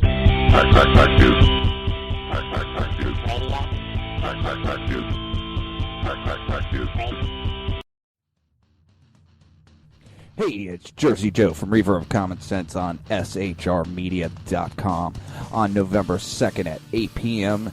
Eastern Standard Time and 5 p.m. Pacific Standard Time. I will have none other than Chris Pronto of the book 13 Hours, the inside account of what really happened in Benghazi.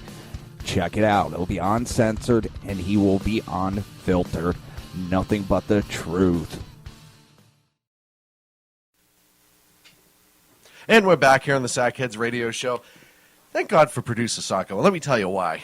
Because when I get off of my little zones that I go into occasionally, if it wasn't for him to kind of throw it back at me and letting me know that, hey, you're on the radio, stupid, I'd probably still be staring at the wall trying to think of what I need to get done later. So thank you, Sacco. I appreciate that. Hey, be glad I didn't pull out the squirt gun like that. Like a cat. No, bad, Sean. Bad. Pay attention. You know what? That might not be. Listen, I would not blame you for that. I know what a mess I am sometimes. So, oh man. So the midterms. Yeah, they're coming up. They are coming up. I've heard. Are we going to do another commercial on this? No. Oh. I kind of want to talk a little bit about the polling that's been coming out. And really, earlier on, the polling really kind of was showing that the Democrats were a lot closer. I want to remind everybody what our listeners predicted. Yes. Here. So our listeners predicted that the final tally will be 53 Republicans to 47 Dems. after everything is said and done. And out of the toss-up states, our listeners predicted that West Virginia, South Dakota, New Hampshire, Montana, Michigan, Louisiana, Arkansas, and Alaska will all be flipped from Dem to Republican. Mm-hmm. And that the Republicans keep all current seats they have, which I'd really like to see Mitch McConnell go, which would make it 52-48. But anyways, with the Dems keeping North Carolina, Iowa, and Colorado. That's what was predicted by our listeners. So just to remind everybody, this will come up again in 6 days from now on Tuesday on our election night coverage, Electionzilla. Go ahead. Nice plug. Thank you. And Ken said actually there may be more states, and I'm asking him which one he thinks. Yeah. Because now it's starting to get closer. Now that you're having more accurate polling come out, and now you're getting polls from other than just the big media. You're starting to get a lot of think tanks that are doing polls, and it's really starting to tighten up. In a lot of polls where there was 6 or 7 points difference, and now 2 or 3 points within the margin of error. Sometimes it's beyond the margin of error, and it really, I read a thing earlier today, and I forget which site it might have been Politico, I forget, but now it's starting to look more and more, and I hate to use the term, but it looks more and more like the conservatives may have a slam dunk going. And there may be a couple of... No such thing. I know. But there's also a couple sleeper states that may pop up, and you never know.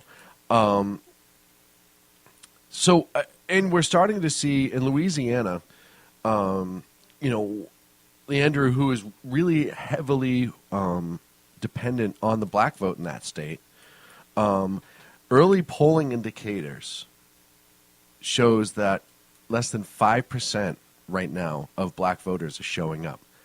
And that was something that she really, really depended on. So that's a big one. And it's going to, a lot of people are angry right now. A lot of people are very, very angry. A lot of people are upset with the direction the country's going. There are numbers out there like 63% of the country thinks it's going in the wrong direction. So there's a lot of things. And it's going to be interesting to see how the next couple days with these commercials start playing out. And Ag brought a good point. Are these polls convenient, or even if they are accurate, will it create kind of a lull in the conservatives' momentum, and will it keep people home because they're already saying, we got it. So I'm not going to go wait in line for 25 minutes and, run into a Black Panther or something like that in Pittsburgh. Or a cougar. That would probably get some people out voting. Oh, you think so? Yeah. Okay. We should do that. Everywhere that the Black Panthers show up, we should put cougars. Have a cougar. The Sackhead Cougar Corps. Part of the Sackhead Army. Right. The Cougar Corps. They could be like our Marines. Oh, you're a Black Panther? That's cute. Rawr, kitty. I'm part of the Cougar Corps. If you come in, we can't promise that you're going to be safe when you come out. Where are you 5,000 people going? Oh, the Cougar inside said I had to vote, so go ahead and move. Right. Could care less. Go ahead, punch me on the way out. I'm winning in there. Right. You know what I mean? And we're also starting to see...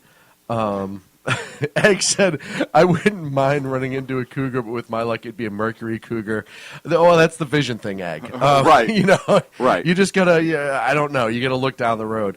We're also starting to see, we talked about Chicago last week with the voting mishap or the programming issue with the computer where I think there was another one somewhere, wasn't there? Maryland. Yes. The exact same thing is happening. People are voting. I wonder if it was the same company, same machines. It'd be kind of interesting to see.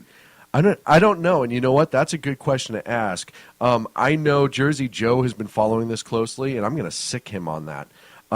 Joe, make some phone calls for us. That's what the cane is for, says Ag. Joe, make some phone calls for us. See if we can find out it's the same machine, same company. But people are voting Democrat, and it's coming up. I'm sorry, people are voting Republican, and it's coming up Democrat. Or as the Democrats say, it's all coming up roses. And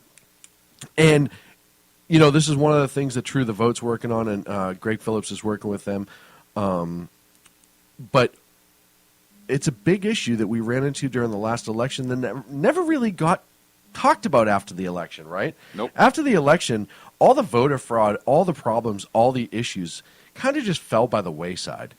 And people stopped paying attention. We had, somewhere in Pittsburgh, was it? That was 102% turnout, and all 102% of them voted Democrat. Right. All of them, no questions asked. Nobody looked twice at it. Right. Chicago. There was no recount. Right. There was no recount. Chicago, we had thousands of dead people voting. Pundit Press is Dan from Pundit Press is got a report right now in the chat room that Chicago officials are offering cash for people to vote. They're actually trying to pay people, which is an illegal act. How does that happen? Right? Because when you're desperate, and I really started to think the Democrats are getting. Joe's telling me it is the same company. It was the same company in both voting machines. When people are desperate, they will absolutely do whatever it takes to win. And you're starting to look at a desperate Democratic Party. Look at what they're doing. They already have the green cards. They leaked that story, and I say this I say this because I believe this is true. They leaked that story about the green cards themselves as a quiet message to the illegals. Hey, it's coming, but we need your help. You've Right. got to help us on this. If you can vote, vote. If you know somebody who can vote, get them to vote for us.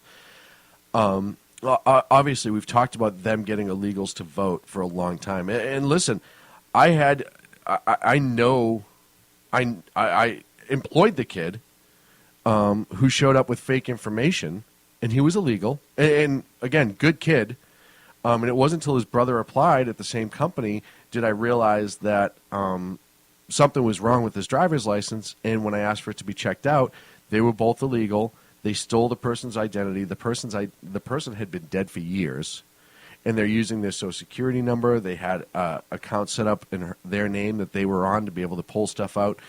So who's not to say that they're not voting in their place? Oh, it's my sick and elderly grandmother, or she absentee ballot voted from home. Whatever. We know voter fraud is a humongous issue. And one of the things that I really want to caution people against, listen, if you see voter fraud, if you have a voter fraud issue, if a machine's doing something it's not supposed to, take out your cell phone. One of the good parts of technology and all this technology being there is you can take a picture of it and tweet it at us. Yes. Tweet it at us at Sackheads. If you're early voting, if you were caught or if somebody you know is caught or something, if you catch that, let us know. We want to make sure we're on it. It's something that is extremely important to the way of our nation. We live in a beautiful nation where we get to elect our elected officials or our representative government. They represent us. We do that.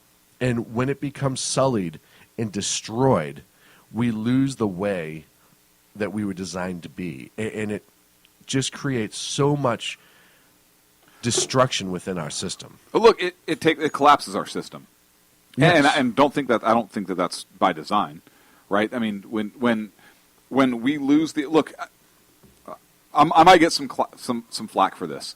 You used to have skin in the game in order to be able to vote. Yes. You used to have to be a property holder. You used to have to contribute in some way in order to be able to vote. And I don't think that's a bad thing. Right. I really don't. Look, when you're able to vote funds from the public coffers, you're going to collapse the system. Mm-hmm. Why is it that somebody who is and this isn't race based. I know I'm probably going to be called a whole bunch of names here. Voting what else is new? I know. Voting is very, very important. And if you are a contributing member of society, whatever that is, then yes, you should be able to vote because you are voting for things that are directly going to affect your livelihood that you are paying into, that you are responsible for. But if you are not paying into the system, and this is why I think a flat tax is huge, right? Because then everybody at least has skin in the game, and everybody on one level or another. On one level or another. But if you're getting a tax refund and you're not paying into the system, why are you able to vote? for that. Right. Right? You're not involved. You're not. You're not a ward of the state, essentially. You're not contributing to society. Mm-hmm. So why are you able to vote for policies that are going to affect everybody else? And look, if I'm not saying that if you lose your job and it's not your fault and you're getting benefits that you shouldn't be able to vote, but after a certain period of time, it's got to be stopped. It's got to be stopped, right?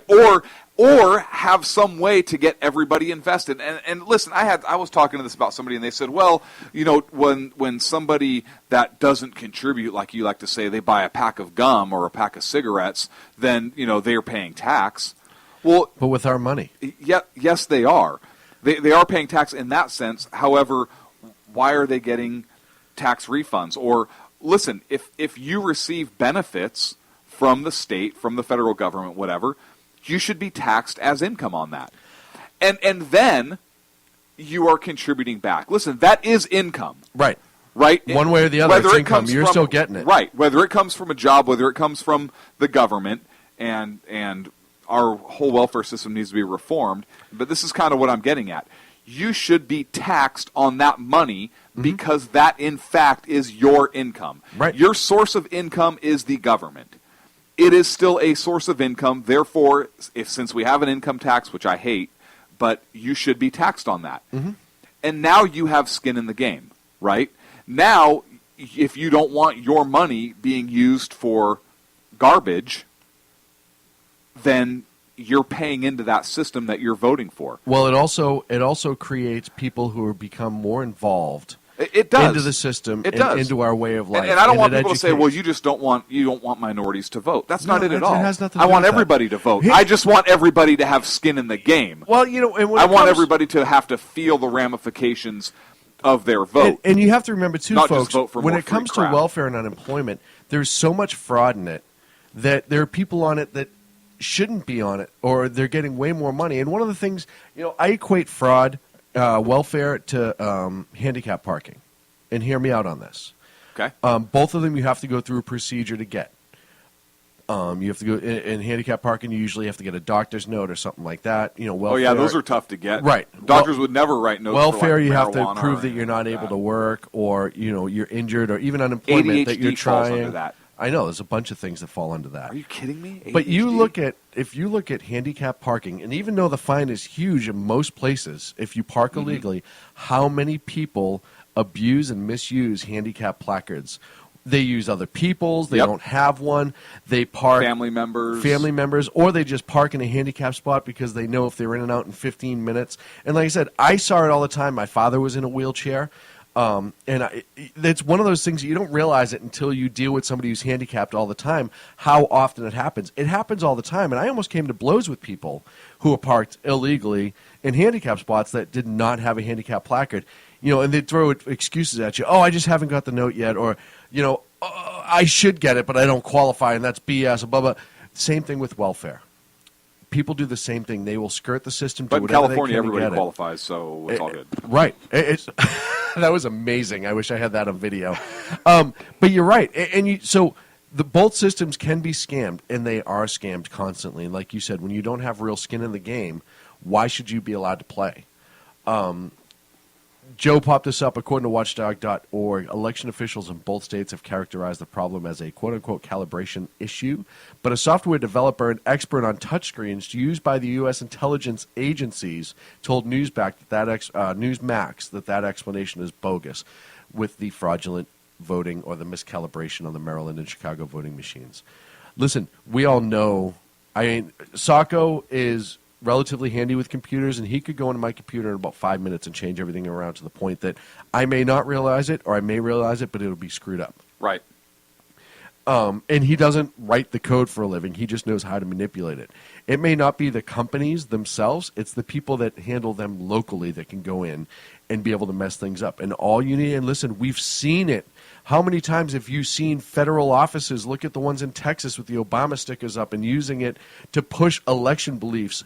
Not every person who works in those offices has enough integrity Correct. Not all of them. I'm sure there are plenty of integritous persons. Integritous? Integritous? Wow. I don't even know what that is. I don't know what it is either. High Integrity. five. Thank you. Persons who work in there. Integrative persons. That's even better. It only takes that one person who doesn't have the appropriate integrity to create a problem. Right. With midterms coming up, look, what is this White House doing? Obama's going out and campaigning anyways for people who are like, stay the hell away from me. I love this. And now a senior White House official has called Benjamin Netanyahu a chicken shit. What? Have you heard this? No. Oh yeah. No. Yes. An unnamed senior Obama administration official called the Benjamin Netanyahu a quote-unquote chicken shit. They also called him coward. And White House administration's Josh Earnest, he did not deny the quote, and he was basically saying, nope, we're not really going to try and find out who said it, but listen, it's not really the administration's view. We think comments are inappropriate and counterproductive. Really, all of a sudden, now that's your statement? All the other things that you like to tout, that just... Yeah, that was... Really, all of a sudden, this that one? That was Alistair Baskey, who's the spokesman for the National Security Council, tried walking it back. But the Atlantic did the article. The article was written by Jeffrey Goldberg. Yeah. And he was saying that this administration official said, quote, the thing about Bibi is he's a chicken shit. I would love to see that guy say it to his face. He'd get his ass kicked. Yeah. Are you kidding me? Netanyahu would just knock him out. So why is this? And the White House, like I said, no, that wasn't said by one of my folks. Misquote. They wouldn't even name the source. Obviously this is ridiculous. But that's not the case. This administration, I mean, this is breaking 6 days before a pretty big midterm election, right? And they don't even seem to be afraid of it. The wheels, and you know what's funny is, and it almost shows you their ignorance and how out of touch they are with reality. You look at polls, you listen to people, and listen, there's a good chance, there's a really good chance that, the conservatives will have a chance of taking this. And they're so out of touch. And like you said, there are people asking the president not to come, and he's showing up, and it's like he has Ebola. Oh, yeah. Like, they're like, 21 more days. You can't come visit us for 21 days. Get away from me. Shouldn't you be in quarantine, et cetera, et cetera. They're staying as far away from him as possible. And then you have stuff like this. And there's another story, too, 6 days before the elections that just came out. Do you remember the whole Secret Service prostitution issue in Colombia? Yes. And you remember what a big deal that was and how... Yes. So then they got this guy who, you know what, he's going to get to the bottom of it, and Yes. he is absolutely going to find a reason for this and change it. Now, we've seen what's happened to the Secret Service since. Right. A senior administration official confirmed today to Fox that David Neeland was observed entering and leaving a building that was under surveillance as part of a prostitution investigation by Broward County, Florida sheriff's deputies. But that makes sense, right? If he's investigating prostitution, does he not have to know how it works? Authorities later interviewed a prostitute inside the building who identified Neeland in a photo and said that he had paid her for sex. Yeah, he's got to know how it works to investigate the Secret Service guys who were doing it. Come on, Sean. Neeland resigned after he refused to answer questions from a Department of Homeland Security official about the incident. The circumstance behind Neeland stepping down was first reported by New York Times. A spokesman for the DHS Inspector General told the Times he could confirm that only Neeland resigned in August, and this is just coming out, but he said the department officials became aware in early May of the incident in Florida. So a couple of weird things. The timing on this coming out, obviously the conservatives held on to this, and they're pitching this now, which is fine. That's politics, and this guy's political fodder. But the administration found out about this in May, and he was allowed to resign in August? Well, yeah. Because if it didn't break, then, no big deal. Man.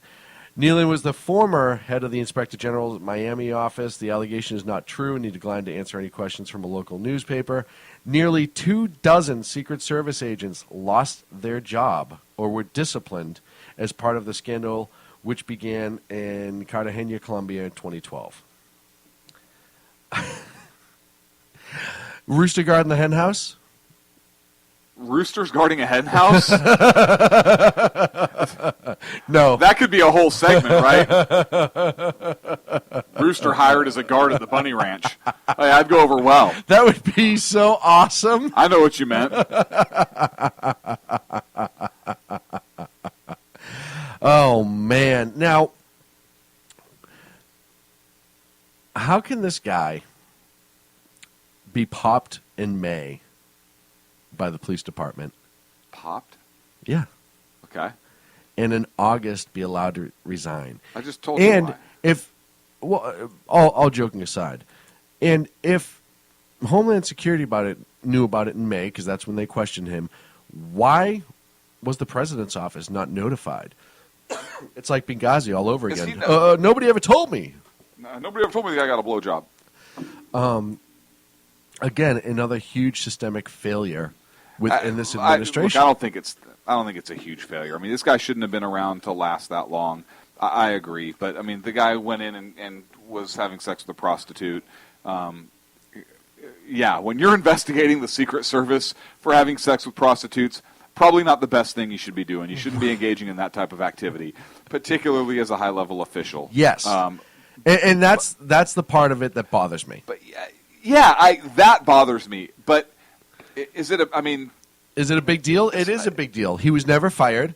After all those Secret Service agents were disciplined and lost their jobs, he wasn't fired. He was allowed to resign. Right. It was kept quiet on purpose. It was. And now it came. That was my point, though, right? It came to light. You said, well, how can this happen? He was interviewed then and he resigned in August. Well, because they were hoping it wasn't going to come out.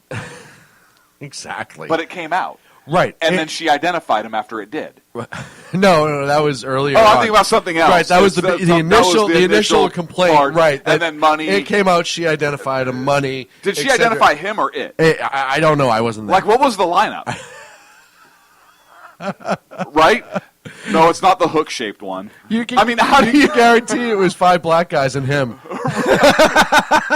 Maybe, right? No, his didn't hook to the left. I don't know. How do you... It doesn't matter. Did you put that lineup together? No, I wouldn't even know why. How?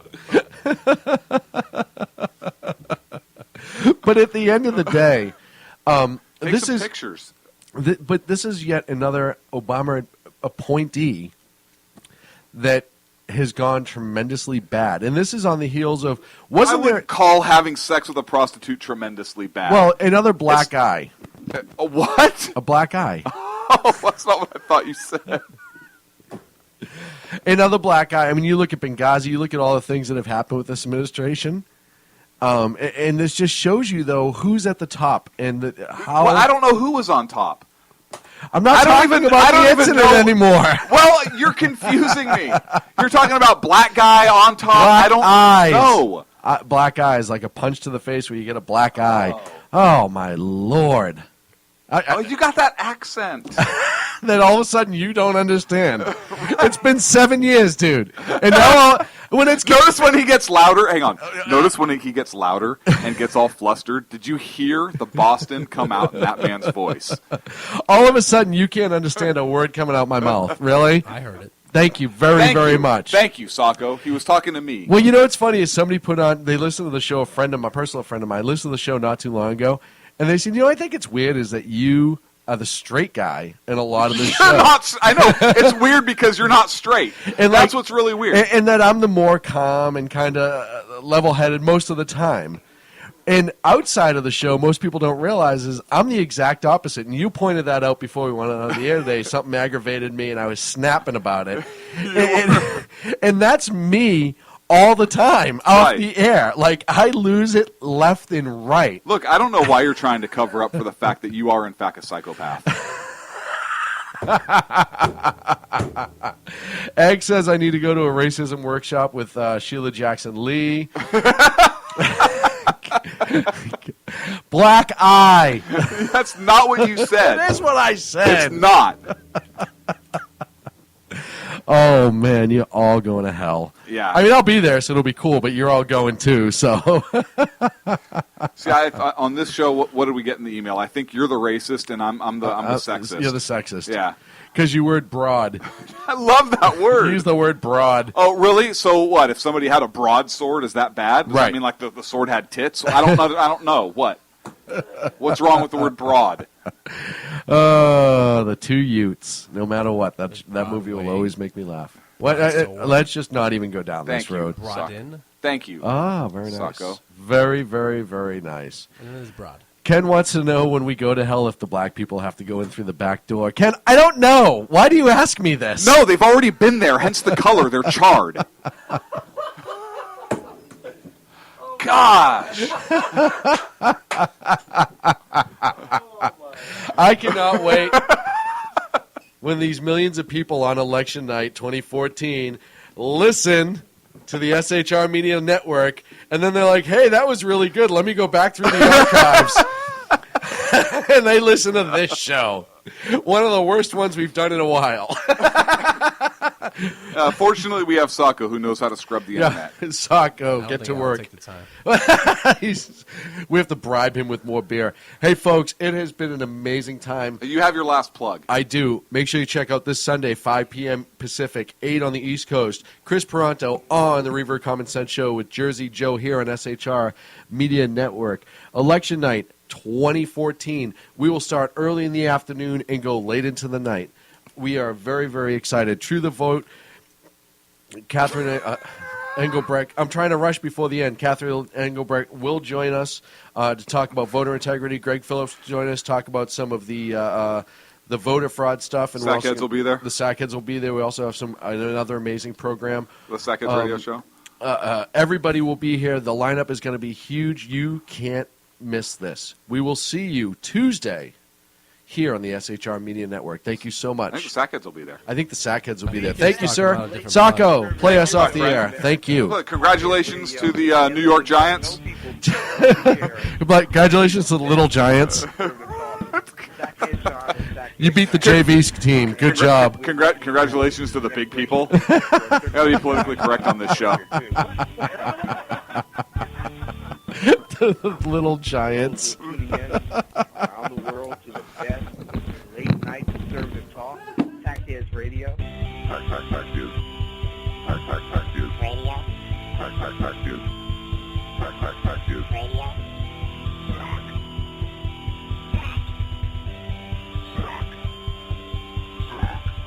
The best late night conservative talk show in America.